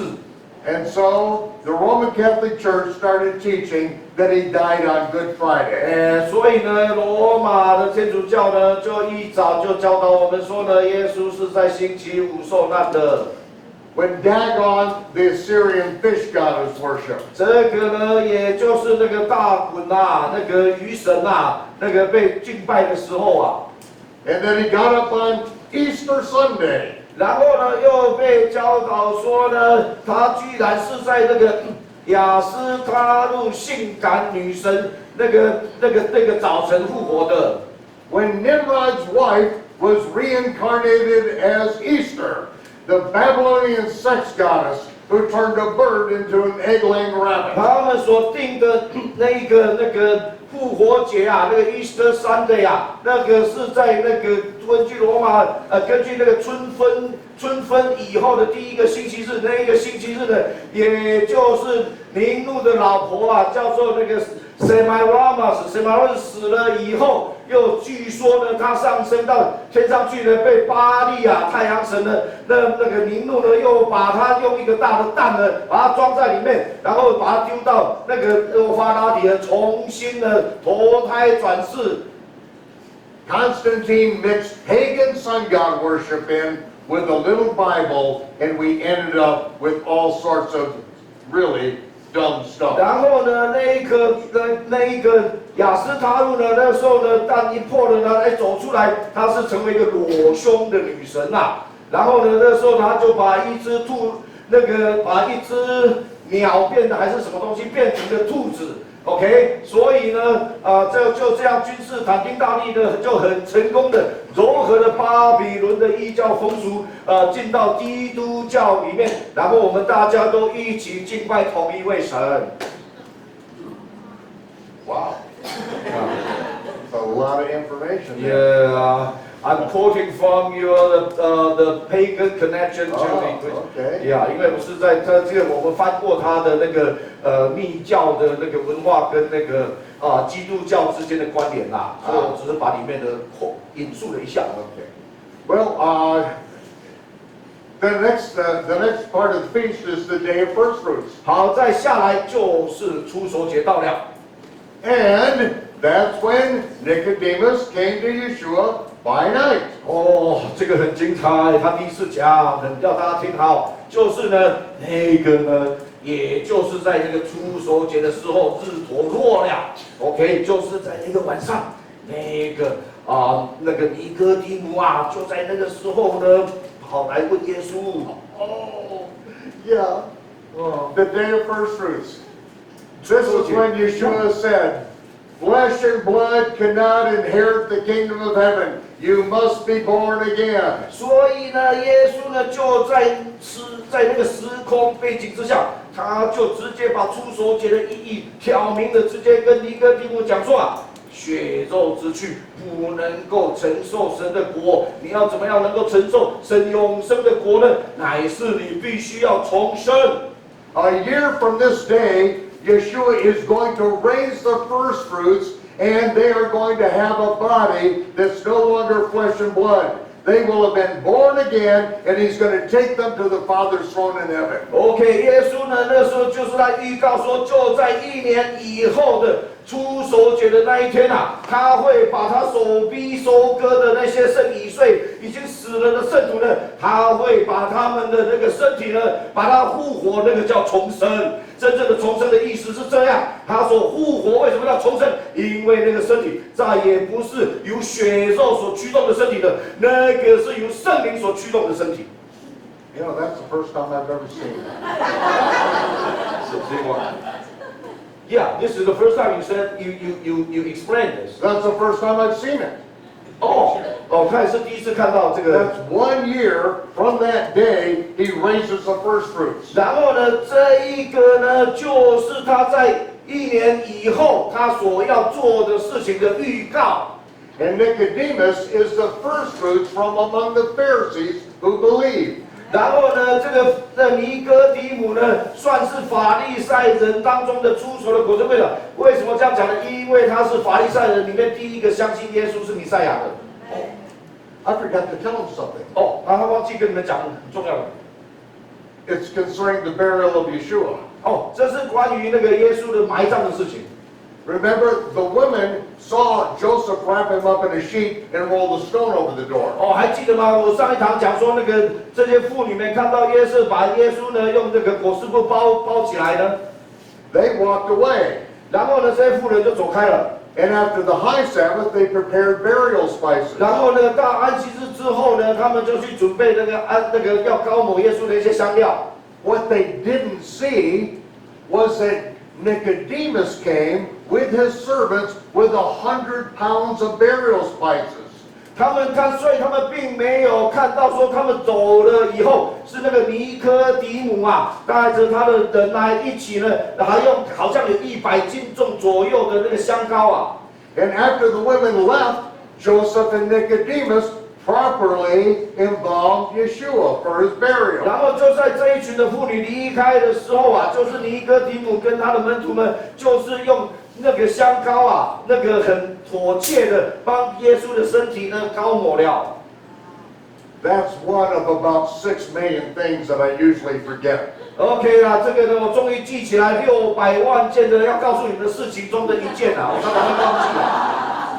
Okay. Now, 好，现在 we are living in God's universe. 我们现在活在神所创造宇宙里面。The world in which we live is synchronized according to God's calendar and God's time clock. 因为呢，我们所去这个宇宙里面这些星球的运行的速度跟轨道，都是根据神所设定好的天文时钟完美的在运行。God put the sun, moon, and stars in their courses as giant gears and cogs in a celestial timekeeping device. 所以呢，其实呢，照创世纪第1章的讲解呢，就是上帝为创造了这个日月星辰，还有那些恒星、行星，还有它们运转的轨道跟那个速度。其实呢，上帝就是用这一些的这样的天象呢，来制造一个天文时钟给我们，在我们的面前。But in the Western world, we have forsaken God's reckoning of time. 但是呢，我们在西方世界完全忘记了那个耶和华神是怎么样来计算时间的。Time continues to march on, 然后时间不断的进行， but the hands have been broken from the face of the clock. 但是呢，那个指针啊，你看这个钟上面啊，那个2个指针都不见了，它继续在进行啊。We no longer know what time it is on God's calendar and God's time clock. 我们从此啊失去了对神那个耶和华那个天文历法的这个认知，也不晓得我们现在到底是活在那个神的那个历法里面的什么时刻啊。Because He runs the universe and He fulfills the feast of the Lord according to His time clock. 因为呢，那个神呢创造了这刚刚讲的宇宙天的万象啊，让这些星象的运行啊，那为什么呢？因为他要用那个来当时钟、当分钟、当秒钟啊、秒针啊，好让这些的那个耶和华的节期借着这样天上的时钟来表明出来给我们看。Yeshua's first Aliyah continues. 好，那耶稣呢继续他第1次的阿里亚的行程。This is John chapter 3. 现在我们进到约翰第3章了。Yeshua and John the Baptist, Yohanan, are they are immersing people in Judea after the Feast of Unleavened Bread. 所以耶稣呢，那个时候呢，是在犹大地呢，跟他的门徒们呢，在那个除酵节之后呢，在那边为很多人施洗。Yeshua's handful of disciples are with him in Judea, immersing people. 所以耶稣的门徒们就跟他在这个犹大地为人施洗。But it says that Yeshua didn't baptize anyone. 但是有特别指明，约翰特别把这句话写清楚，耶稣并没有为任何人用水施洗，为什么？ Only his disciples did. 只有他的门徒为人施洗，为什么？ Why didn't Yeshua baptize anyone in water? 为什么？为什么？有的人回答吗？ Because he will baptize with the Holy Spirit and with fire. 因为呢，耶稣不是用水施洗的，他是用圣灵跟火来施洗的那一位。 And until he does it, his ministry is not complete. 直到呢，要知道耶稣呢用圣灵跟火来跟门徒来施洗，那个时候他的在地上的事工才完成。 Now this image here is of Philip baptizing the Ethiopian eunuch. 那个你现在看到的图呢，是在描述那个腓力呢为伊索比亚来的那个主教施洗的图。 Oh my goodness, he's got a soup bowl again. 哦，又是拿的那个吃午餐剩下的汤水，帮他做点水礼。 See, Yeshua told his disciples and told us to go out into the whole world and make disciples. 你记得吗？耶稣呢嘱咐了他的门徒，同时也嘱咐我们说：你们要去呢，使万国做的门徒啊。 Teach them what I taught you. 我所教导你们的，你要教导给他们。 I don't want you to teach them a bunch of sweet baby Jesus stories. 我不要你们老是在那边说我是那个很可爱的 ，OK， 然后很讨人怜爱的那个婴儿肥的耶稣，那个很可爱的样子。I want you to teach them 我要你好好的教。 that I was constantly and vehemently violating the man-made rules of the Pharisees. 我要你们明明白白的教导说呢，我当初是怎么样持续的，而且是猛烈的，而且是不妥协的，要来拆毁法利赛人的所制造的宗教规条系统。 And I want you to baptize them. 然后呢，我要你呢为他们施洗。 The immersion is an immersion in Yeshua. 这一个为什么施洗是要 immersion 这明法呢？就是好像刚刚我们所描述，你在活水的泉里、活水的池子里面，你全身受浸，那什么意思？意思就是你要整个浸到耶稣里面来啊，受浸。 The immersion in water is the first step of obedience. 因为呢，这个约翰啊，为什么先差遣约翰来用水来让你们受浸呢？让我们受浸呢？因为呢，这是第一步，你要先顺服的第一步。 But it is the complete immersion and identification with Yeshua that is what it's all about. 但是呢，它所指向的意义啊，是说呢，这个是你就是说，你指认耶稣说他就是弥赛亚，这个动作你在指认说耶稣是弥赛亚，而且呢，我要完全的进到耶稣里面来。Now, 现在， when Yeshua finds out that the Pharisees now know that he's making and baptizing more disciples than John is, 当法利赛人呢发现说，哇，现在耶稣呢跟他的门徒们所来施洗的人数，居然已经超过了施洗约翰施洗的人数了。 in order to avoid a premature confrontation with the Pharisees, Yeshua gets out of Judea and goes up into the 所 Galilee. 以呢，为了避免那个过早的抗争，跟法利赛过早的抗争呢，耶稣就离开了那个犹大地啊，然后到加利利去了。 18 hours north of Jerusalem, 18个小时的路程啊，在这个耶路撒冷北部。 he is at the base of Mount Gerizim. 他呢，那个时候呢，就在那个基利山的下面，基利新山的下面。 And the name of the place is Shem. 那个地方呢，叫做事件。 And that's when he comes across a woman. 就是在事件那个地方啊，那个井边呢，他碰到井边的妇人， A woman at a well. 井边的妇人。 Wow, is she dressed nice? 哦，这个井边的妇人呢，穿的还蛮漂亮的。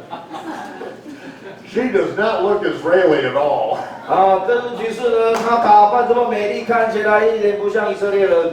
But she's not. She's a Samaritan. 可是啊，对不起啊，她本来就不是以色列人，她是撒玛利亚人。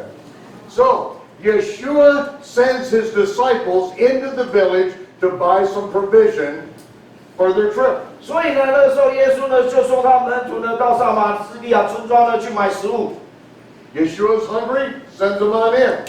耶稣那时候肚子非常饿，赶快送门徒，你们赶快去买。 In the meantime, a Samaritan woman comes out to the well to draw water. 所以耶稣单独一个人坐在那里，结果呢，撒玛利亚妇人呢出来要打水。 And Yeshua says, "Woman, give me a drink."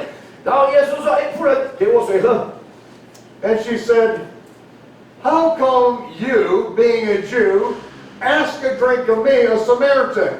The Jews don't have anything to do with the Samaritans, unless you want something from us."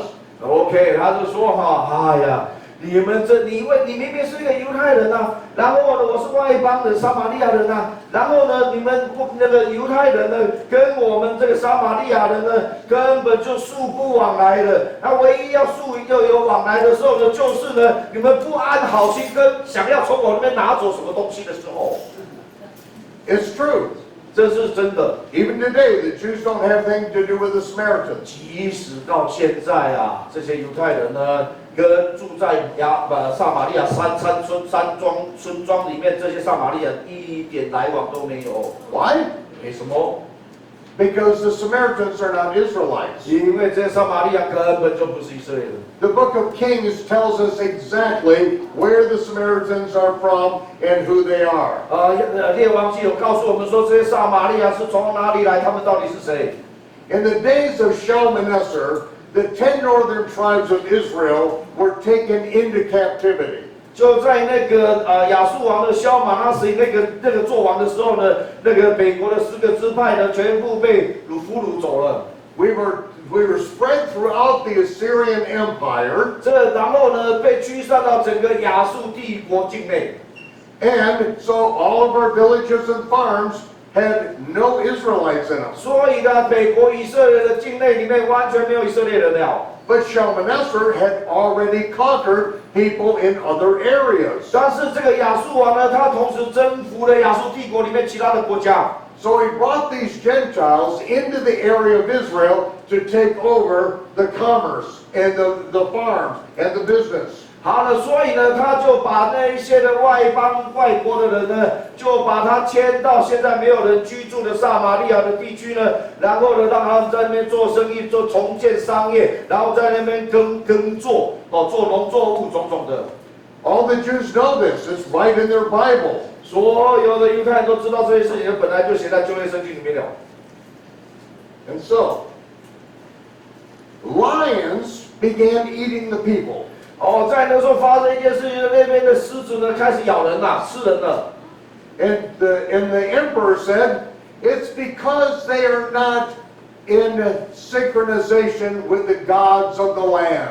OK， 所以那个时候呢，那个皇帝说：“哎呀，发生这么多老虎咬人的事情啊，那一定就是说他们呢，这些迁去那里的这些撒玛利亚人啊，他们所做的呢，没有跟那个以色列当地的神啊，他们所敬拜的神的对准啊，对齐啊。” The gods of the land are sending the lions to eat these people. 所以因为这样子呢，那个土地的神啊，就差遣这些狮子去吞吃这一些的居民。 And so, Shalmaneser decides to bring priests that were in exile back to teach the people about the God of the land. 所以呢，这个亚述的王萧马那西就决定要把被驱散到外邦的那以色列的祭司，又给他们带回来，要教导撒玛利亚知道怎么样敬拜这个地方的土地公。 But these were the priests of Israel who had led the people into pagan sun god 大 worship. 家现在问题来了，就是这一帮的这些的祭司们呢，他们呢把以色列全国都陷在拜那个牛犊的罪里面，就是这一帮的祭司啊，他们才会被神给灭了，驱散到世界亚述帝国里面去啊。 Because of these priests, Israel got thrown out of their land. 就是这一帮混蛋的家伙的祭司们呢，才让以色列北国以色列灭亡了，他们呢才会被驱散到全世界去的。 Now, Shalmaneser is going to bring these same idiots back in to teach the Gentiles living in the land. 所以呢，哇，居然呢，这个王呢，居然就把这一帮同样的混蛋的蠢蛋的祭司们，就把他们搬回来撒玛利亚，继续教导他们。 So the Samaritans built a temple on Mount Gerizim. 所以呢，因为这样子，这些撒玛利亚的根据他们的教条呢，就在他们的那个基利心上面呢，建造了一个殿。 And then the Samaritans rewrite the Torah. 然后呢，而且呢，他们甚至把陀拉也给改了。 They change it in 267 places. 他们把这个陀拉改更动了267个地方。 The 10th commandment in the Samaritan Torah text reads, "Thou shalt worship on Mount Gerizim." 举例而言啊，那个他们撒玛利亚人的那个陀拉里面的10诫的第10诫，清清楚楚的写明了说，你们应当在这个基利心上敬拜耶和华神。 But of course, the Jews know that you worship at Mount Moriah. 但是呢，所有的犹太人都知道不对啊，你们是应该在摩利亚山上面敬拜神啊。 The place where Jehovah put his name. 那个地方是耶和华把他名所放的地方啊。 And so now, 然后现在， Yeshua, asks this woman a drink, 耶稣呢跟他要水喝， and she gives him a smart answer. 他呢就是给他的一个非常巧妙的回答，刚刚已经说了， The Jews have nothing to do with us. 就说你们老是根本就不想跟我们来往，老死不相往的，也看不起我们。 And now you want a drink. 哦，你现在居然用一个人来跟我要水喝？ Yeshua said, if you knew who was talking with you, you would have asked of him a drink, and he would have given you living water. 所以耶稣就跟他说啊，你如果知道现在跟你说话的那一个人，他的真正的身份是什么，你呢，你会跟他要水喝，然后他呢就会给你活水。 The woman then says, the well is really deep. 然后呢，这个妇女呢就说，哎， It's true, it's over 100 feet deep. 她说这一口井啊，非常非常的深，这个事实，因为现在考证发现超过100英尺的深度。 We know exactly where this is. 我们都知道那个真正的正确的地址在哪里，我们都知道。 There are many wells in this area, but that one is really deep. 在那个地方有很多口井，但是这一口井是特别深的。 And you have nothing to draw with. So how are you going to give me this living water? 所以呢，这个妇人说，哎，先生，你现在呢身上什么打水的器具都没有，而且这个井又这么深，你到底要从哪里打出这个活水给我喝呢？ Then Yeshua gives her a little bit more explanation, 然后耶稣呢开始就多做了一点解释。 and she gets real honest with him at this point. 哦，在这个时候呢，这个妇人呢就诚诚实实的跟耶稣坦白了。 Sir, I like some of that water. I like some of that water. 先生，我真的很想要你说的那种活水啊！ This living water that I never thirst again because life has really been hard. 因为呢，他说这个活水是让我永远不会渴的。因为呢，我目前为止我一生啊，真的是经历非常困难。 And Yeshua looked at her and said, okay, go call your husband. 好，耶稣就跟他说：“好，你说的的确是真的，把你的丈夫给找过来。” And she looked down with tears in her eyes and said, Sir, I don't have a husband. 他这个妇人呢，当下呢就眼珠那个泪水啊，在她的眼珠里面啊，她就低下头来，她就说：“夫子，我没有丈夫。” She's not a young girl anymore. 她再也不是那个年轻的女孩子。 Flower of her youth is gone by. 就是花样的年华已经过去了。 And she has to admit she doesn't have a man. She doesn't have a husband. 而且她那个时候居然要跟一个陌生人来承认说：“我现在根本没有丈夫。” Yeshua then says to her, You've been honest with me. 他说呢，耶稣就跟这个妇人说：“你跟我所说的都是坦坦白白、真真实实。 I know that you have no husband. 我知道，的确你是没 I 有。 know that you've had 5 husbands. 可是呢，我 And 知 the 道， man you're living with right now is not even your husband. 所以呢，我知道呢，你过去有过5个丈夫，可是呢，现在跟你住的这一位呢，他也不是你，甚至不是你丈夫。” Her heart leaped in her. 哦，他的心里面就开始跳起来了。 Sir, you are a prophet. You are a prophet. 他就说：“哇哦，你就是先知，你就是那先知。” She has never spoken to a man that has told her everything she ever did in her life and laid it all out in front of her. 虽然圣经里面就短短的讲一下说你这个过去有5个丈夫，你现在同住的也不是你的丈夫，这只是一个简单的表述而已。其实呢，意思就是说耶稣呢从他的过去一生啊，就是详详细细很多的事情呢，都把它讲出来给这个撒玛利亚妇人听。 So she gets back to the very first question that has bothered her whole life. 所以呢，那个时候呢，他就相信说，这个除非从天上下来，才有这样的启示，没有人知道的。所以呢，他就说，你就是那先知。那我现在要问你一个很重要的问题，困扰我很久了。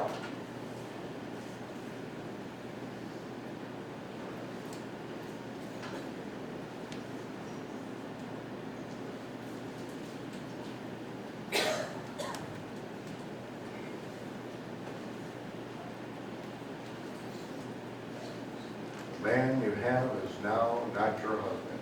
And then she said, Sir, you're a prophet. 好，那所以耶稣呢，就真的把从过去的他的这个所经历的情况呢，一直讲到最后说，甚至现在跟你在住在一起的那个还不是你的丈夫，所以他就说好，你就是那先知，我现在承认。Our fathers say we are to worship here, on this mountain, Mount Gerizim. 我们的先祖们告诉我们说呢，根据我们的十诫里面的规定，第10诫是说我们必须要就在我们撒玛利亚山庄的这个基利心上面敬拜神。It's literally the 10th commandment in their Torah text. Thou shalt worship on Mount 这个是 Gerizim. 清清楚楚记载在撒玛利亚人的托拉里面的第10诫。But the Jews tell us we're to worship at Jerusalem. What do you say, prophet? 可是呢，犹太人呢跟我们说，我们应当在耶路撒冷敬拜神。所以呢，先知啊，请你告诉我哪一个才对？ Yeshua gives her an answer that she didn't really understand. 耶稣的回答呢，这个撒玛利亚妇人不是很清楚。 Something about worshiping God in spirit and in 讲的 truth. 真的是有一点悬呐，就是说，哎呀，现在时候到了，说那个父呢在寻找那个在真理跟那个真实里面，真理跟现在对，就是在灵啊，没有那个心那个字，就是在灵跟真理里面敬拜他的。 Then she responds to him in a way that if we don't quite understand or if we don't agree with the person. 然后呢，他就用了一个就是我们大家能够接受来结束一个谈话的结尾的句子。那这个句子被使用在说，我们彼此呢对这个事情不是很清楚，也不晓得怎么说下去，或者是我们彼此对我们所讲的呢不能够达成一致的结论的时候，那我们就这么说。 This is a statement we use to end every argument in Israel today. 你知道吗？你也知道说我们犹太人是很喜欢争论的 ，OK？ 所以即使到今天呢，我们每次在彼此争论的时候，到最后总是会说这一句话。 She said to Yeshua, 就像这撒玛利亚妇人跟耶稣说的。 Well, I know when the Messiah comes, he's going to explain everything to us. 哎呀，我知道，我们都可以同意这些。我们虽然什么都不同意，我们最少可以同意这件事情，就是当弥赛亚来的时候，那他会把一切的事情跟我们都讲说清楚了。那个时候我们都不用吵了。 He pauses, and then he looks her right in the eye. 那个时候呢，耶稣呢就停下来，而且呢很震惊的呢，双目直直的看着这个撒玛利亚妇人。 You're looking at him, sweetheart. 甜心，你现在所看的就是他。呀，太惊了！ She drops her pot and runs back into the city. 哇，吓人跳！他本来打水机就掉落满地啊，马上转身啊，哇，飞奔的快速比100米速度的赛跑呢，跑回他的撒玛利亚村庄啊。 The disciples are coming back out of the city, and their hair blows back. 然后呢，就在那个时候啊，那他这样快速疾奔回去的时候呢，那些门徒呢，也已经买了麦当劳的那个汉堡跟薯条啊，然后呢，抱着呢要走来啊，半路上啊，结果就看到这个撒玛利亚的妇人啊，长发秀发在空中飞舞，咻，疾速而过。他们转身一看，哇，已经消失身影了。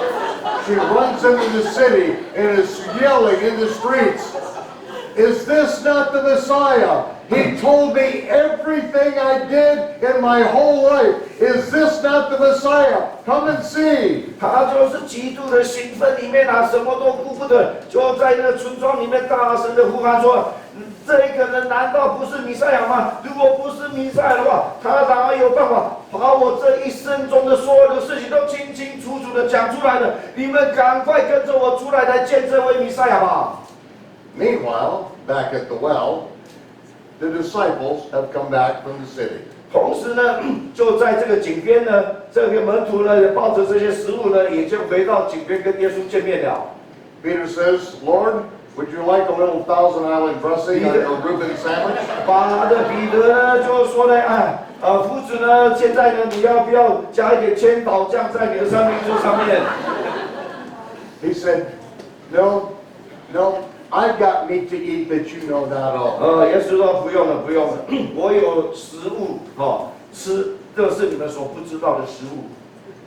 Oh, come on, you were starving to death an hour ago. 你在开我们玩笑吗，夫子？你在前1个小时才跟我说，你已经饿到那个前胸贴后臂，没有力气走路了，所以你在那边等我们，叫我们去买食物给你回来的呀。你现在又不饿了？ Then Yeshua said, "Don't tell me there are 4 months before the harvest." 然后耶稣讲这句很重要的话，他说：“你们不要告诉我说呢，离那个收割庄稼还要有4个月的时间。” And this is just before Shavuot. There are 4 months before the harvest. 这个呢是在这件事情发生的时间点呢，是在那个五旬节的前面哦，所以呢，距离下一次的那个收割的季节还有4个月之久。He said, "Don't tell me there are 4 months." 所以呢，他说你不要告诉我说呢，还有4个月才可以收割庄稼。Lift up your eyes. 他说举你放。Look on the fields. 他说了，你现在给我转身过来，你看看，放眼望去，整个一片。They are white, all ready to harvest. 他说，你看，他们全部都白了，都已经呢这些白色的庄稼，他们就等着被你现在当场收割。This is a picture I took years ago on top of Mount Gerizim. 这个呢是我好多年前呢，我在这个基利心上面呢所拍摄下来的撒玛利亚人的照片啊。These are the traditional garments of the Samaritans. 你现在所看到的这个全身一件的白袍啊，那个就是撒玛利亚人他们过节所穿的传统的白袍。White linen garments. 这个呢就是白色的麻衣。The entire city is coming out and their white linen garments blowing in the wind. 那个呢，因为呢是在过那个快要到那个五旬节的节气，所以那个撒玛利亚的村庄呢，全部就穿着这样传统的白衣服，每一个人都是这样一大群的呢迎向耶稣跟门徒而来。The fields are white, ready to harvest. 所以耶稣说：“你看啊，庄稼都白了啊，这些是白庄稼，你们赶快去收割啊！” There are no white crops in 因 Israel. 为在以色列根本就没有白色的庄稼。Just recently, we planted cotton for the first time. OK， 就直到最近这些年来，我们才开始种棉花，才有白色的农作物。He's talking about the Samaritans. 他在讲的就是说，你们赶快，他们现在已经认识我是弥赛亚，你赶快去收割这大批的撒玛利亚外邦人的灵魂。That man right there, 这一个人站在中间的， this is the high priest of the Samaritans. 那个呢，就是这个撒玛利亚的大祭司。 He has been a personal friend of mine for 12 years. 他跟我呢是有12年的那个司仪啊。I've had the Feast of Tabernacles in his home with his whole family. 我呢也在他的家庭里面呢一起过那个祝棚节。 I've read their handwritten Torah that says, "Thou shalt worship on Mount 我亲眼读过他们手抄的这个妥拉上面的第10诫，说你们应当在基利心上面敬拜耶和华。 This is the man that told me what happened. 那就是这个大祭司呢，告诉我说，当初我现在讲的那个撒玛利亚井边传道那个场景，在历史上他们的记载是怎样？ It's recorded in the Gospel of John. 然后这个记载在约翰福音里面， Yohanan, the 49th high priest of the Samaritans, came out of the village and talked to Yeshua. 这一个大祭司的名字呢，就是叫做有哈呢，就好像约翰，这个名字叫约翰一样的哈。 They know his name. They've got the lineage of every high priest. 就是呢，当初呢出来迎接耶稣的是弥赛亚的那一位啊，那一位大祭司的名字是他们的第49 or 39 49. 哦，第49任的大祭司名字就叫有哈呢。 And Yohanan was the one that said, "We heard the words of the woman, but we didn't believe her." 这个记载他在他们撒玛利亚的历史上面啦，他就是这个第39任的大祭司有哈呢，就跟耶稣讲说，我们听了这个妇人说你是弥赛亚，我们还没有相信。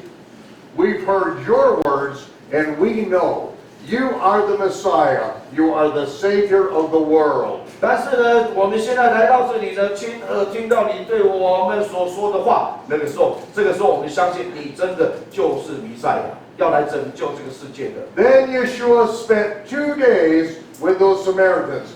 Twice it tells us he spent 2 days. 这个经文呢还特别提了2次啊，说呢耶稣还特别跟他们同住在撒玛利亚村庄2天。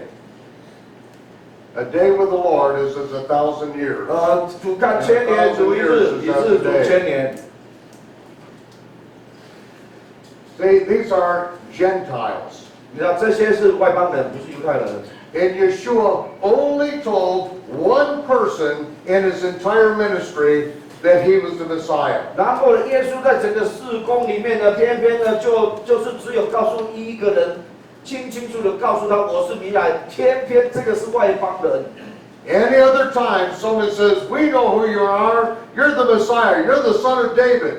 任何其他的场合，只要任何人指认说我们知道你是谁，你是弥赛亚，是永生神的儿子。He spoke to the demon-possessed and said, "Shut up and come out of them." 甚至呢，他对于那一群鬼啊，这样就是说被污鬼的那个占满把他赶出来的时候，那些鬼也是这么说的。但是耶稣呢，就是叫他们给我闭嘴，不准讲，下就出来。He wouldn't let anyone say that he was the Messiah publicly. 他不会让任何人公开的来指认耶稣就是弥赛亚。Just before the Day of Atonement, he spoke to his disciples. 然后就在这个赎罪日的前几天，他跟门徒说 And he said, "Who do men say that I am?" 他就故意呢挑战门徒们这个问题，说：到底外面的人是怎么说我的？我是谁？ One of them said Jeremiah. 他们就开始报告起来，说：报告夫子那一帮人呢说你是那个以利亚，或者是耶利米。John the Baptist, one of the prophets. 还有那个众先知里面的耶利米也好，以利亚也好，种的，甚至呢还有人说呢，你就是那个施洗约翰重新复活，然后附身到你身上去了。That's what they say out there. 那他们就这么说的呀。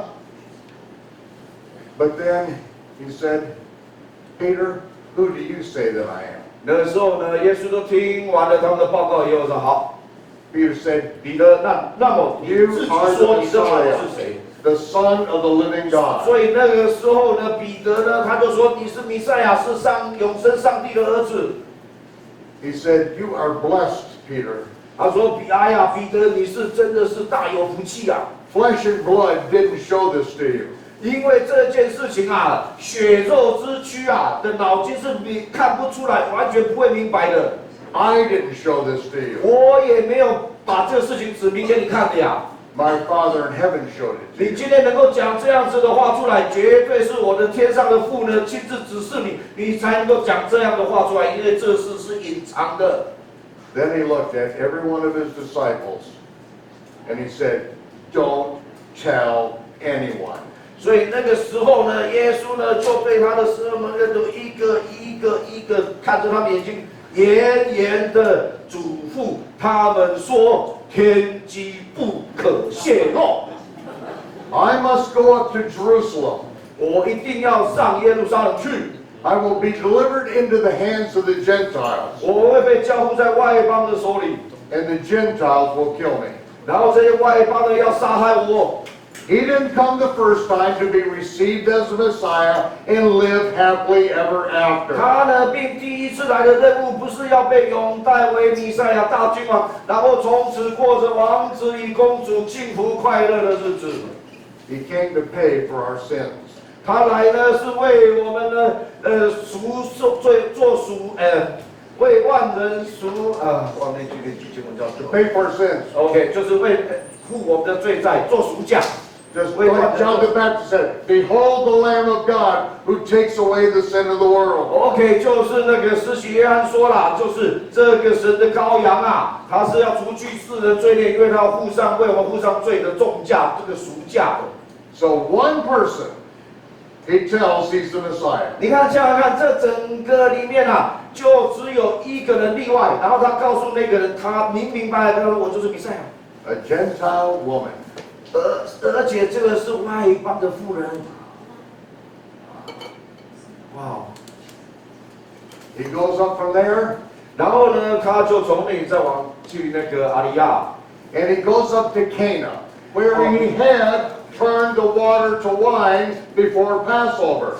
所以呢，他不是去阿里亚，他就是往北走啦，然后到了迦南那个地方，就过去变水，把从水变酒的地方。 A very wealthy man from Capernaum comes to see him. 有一个富有的人从加百农来看他， Now remember, after the wedding in Cana, 你还记得吗？在那个迦南婚宴了以后， Yeshua went to Capernaum for not many days. 那个耶稣那个时候到加百农去住了没有几天， That's when he would have met him. 这个呢，就是在那个时候呢，这个富有的人呢认识耶稣的。 Now after Passover, 然后呢，经过了这个逾越节， this man comes to see Yeshua in Cana. 他呢就跑到那个加百农呢，跑到迦南来地来见耶稣。 He said, Master, come pray for my son. He is dying. 他说呢，夫子啊，你要来看我的儿子啊，因为他快死了。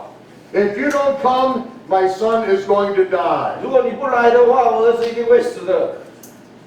Come, I'll take care of you. Whatever you need, please come. 只要你来，一切的食宿、旅费什么种种的，我全部都负责，拜托你来。 Yeshua refused. 耶稣拒绝了， He said, Go your way, your son is healed. 他就说你回去吧，你的儿子已经医治好了。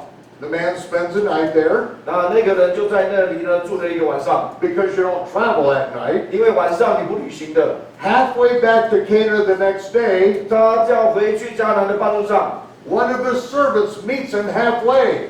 然后呢，这个仆人呢在半路上遇见他了， And he says, Your son has been 他 healed. 说主人啊，你儿子已被医治好了。 He said, What time did he begin to mend? 那到底他是什么时候开始变好的？ Yesterday, 昨天， about this hour, 就是这个时候， when Yeshua said, Go your way, your son is healed. 当就在耶稣这句话出口说你回去吧，你儿子已经得医治了，就是从那个时候开始变好的。 The question is, why didn't Yeshua go minister to 然 them? 后呢，这个问题是在这里啊，那为什么耶稣没有就是说很亲切的跟着他呢，就到他家里面去医治他的儿子呢？ Because he's got 5 days to get up to the feast of Shavuot. 因为呢，那个时候距离那个逾越节只剩下5天，不，距离那个五旬节只剩下5天而已啊，他要回去耶路撒冷过节。 This is Yeshua's second Aliyah. 这个是约翰福音里面所记载的耶稣的第二次的阿里亚上耶路撒冷守 The 节 second 期。 time he goes up, this is John chapter 5. 好，这个就是记载在约翰福音第5章。 Now, I've heard people say that John chapter 5 is another Passover. 然后呢，结果呢，有人跟我讲说，约翰福音第5章呢讲的是另外一个逾越节。 Yeah, right. OK， 我不认为这样， John 2 and 3 is Passover. 因为你想想看啊，回头想，约翰第2章跟第3章讲的是逾越节。 John 4, he is at the woman in Samaria. 然后第4章的时候呢，他是在撒玛利亚跟妇人井边谈道。 And then at Cana of Galilee, or where he heals the man's son, 然后呢，他就在那个迦南还有加利利那一带啊，他那个医治的富有的人的儿子。 and now John 5 is Passover again. 然后呢，怎么这么快呢？到了那个第5章的时候，又是另外一个逾越节了。 That is the stupidest interpretation I can ever imagine. 这是一个真的是最不合理的讲解。 You see what happens at Jerusalem, and to any Jew, they know that it's Shavuot. 你知道吗？如果你所看到那个时候耶路撒冷的情况，你知道说呢，那个时候是五旬节，不是逾越节。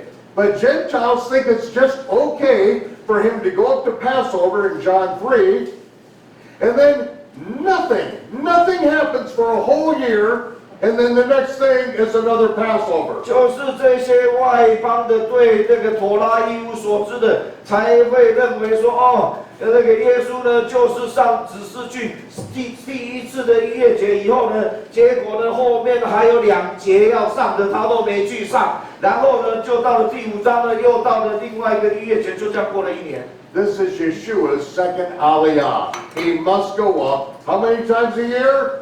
这不是的，我们现在讲约翰福音第5章讲的是耶稣要第2次是阿里亚要去守节，那你知道耶和华神的吩咐一定要上岸守3节嘛，对不对？然后第2节是什么？ He's going to arrive in Jerusalem a couple days before Shavuot. 因为呢，所以呢，这5旬节啊，所以他必须要在5旬节的之前就要到了耶路撒冷啊。And then on the Sabbath, the day before Shavuot, he's going to heal a man who's lame for 38 years. 然后呢，那一天呢，就是那个在5旬节之前那天就是安息日啊。然后就在安息日的时候呢，他就医治了他的38年的瘫子。And after we take a break, we'll find out more about it. 好，我们现在广告时间，广告之后我们再继续讲更多的细节。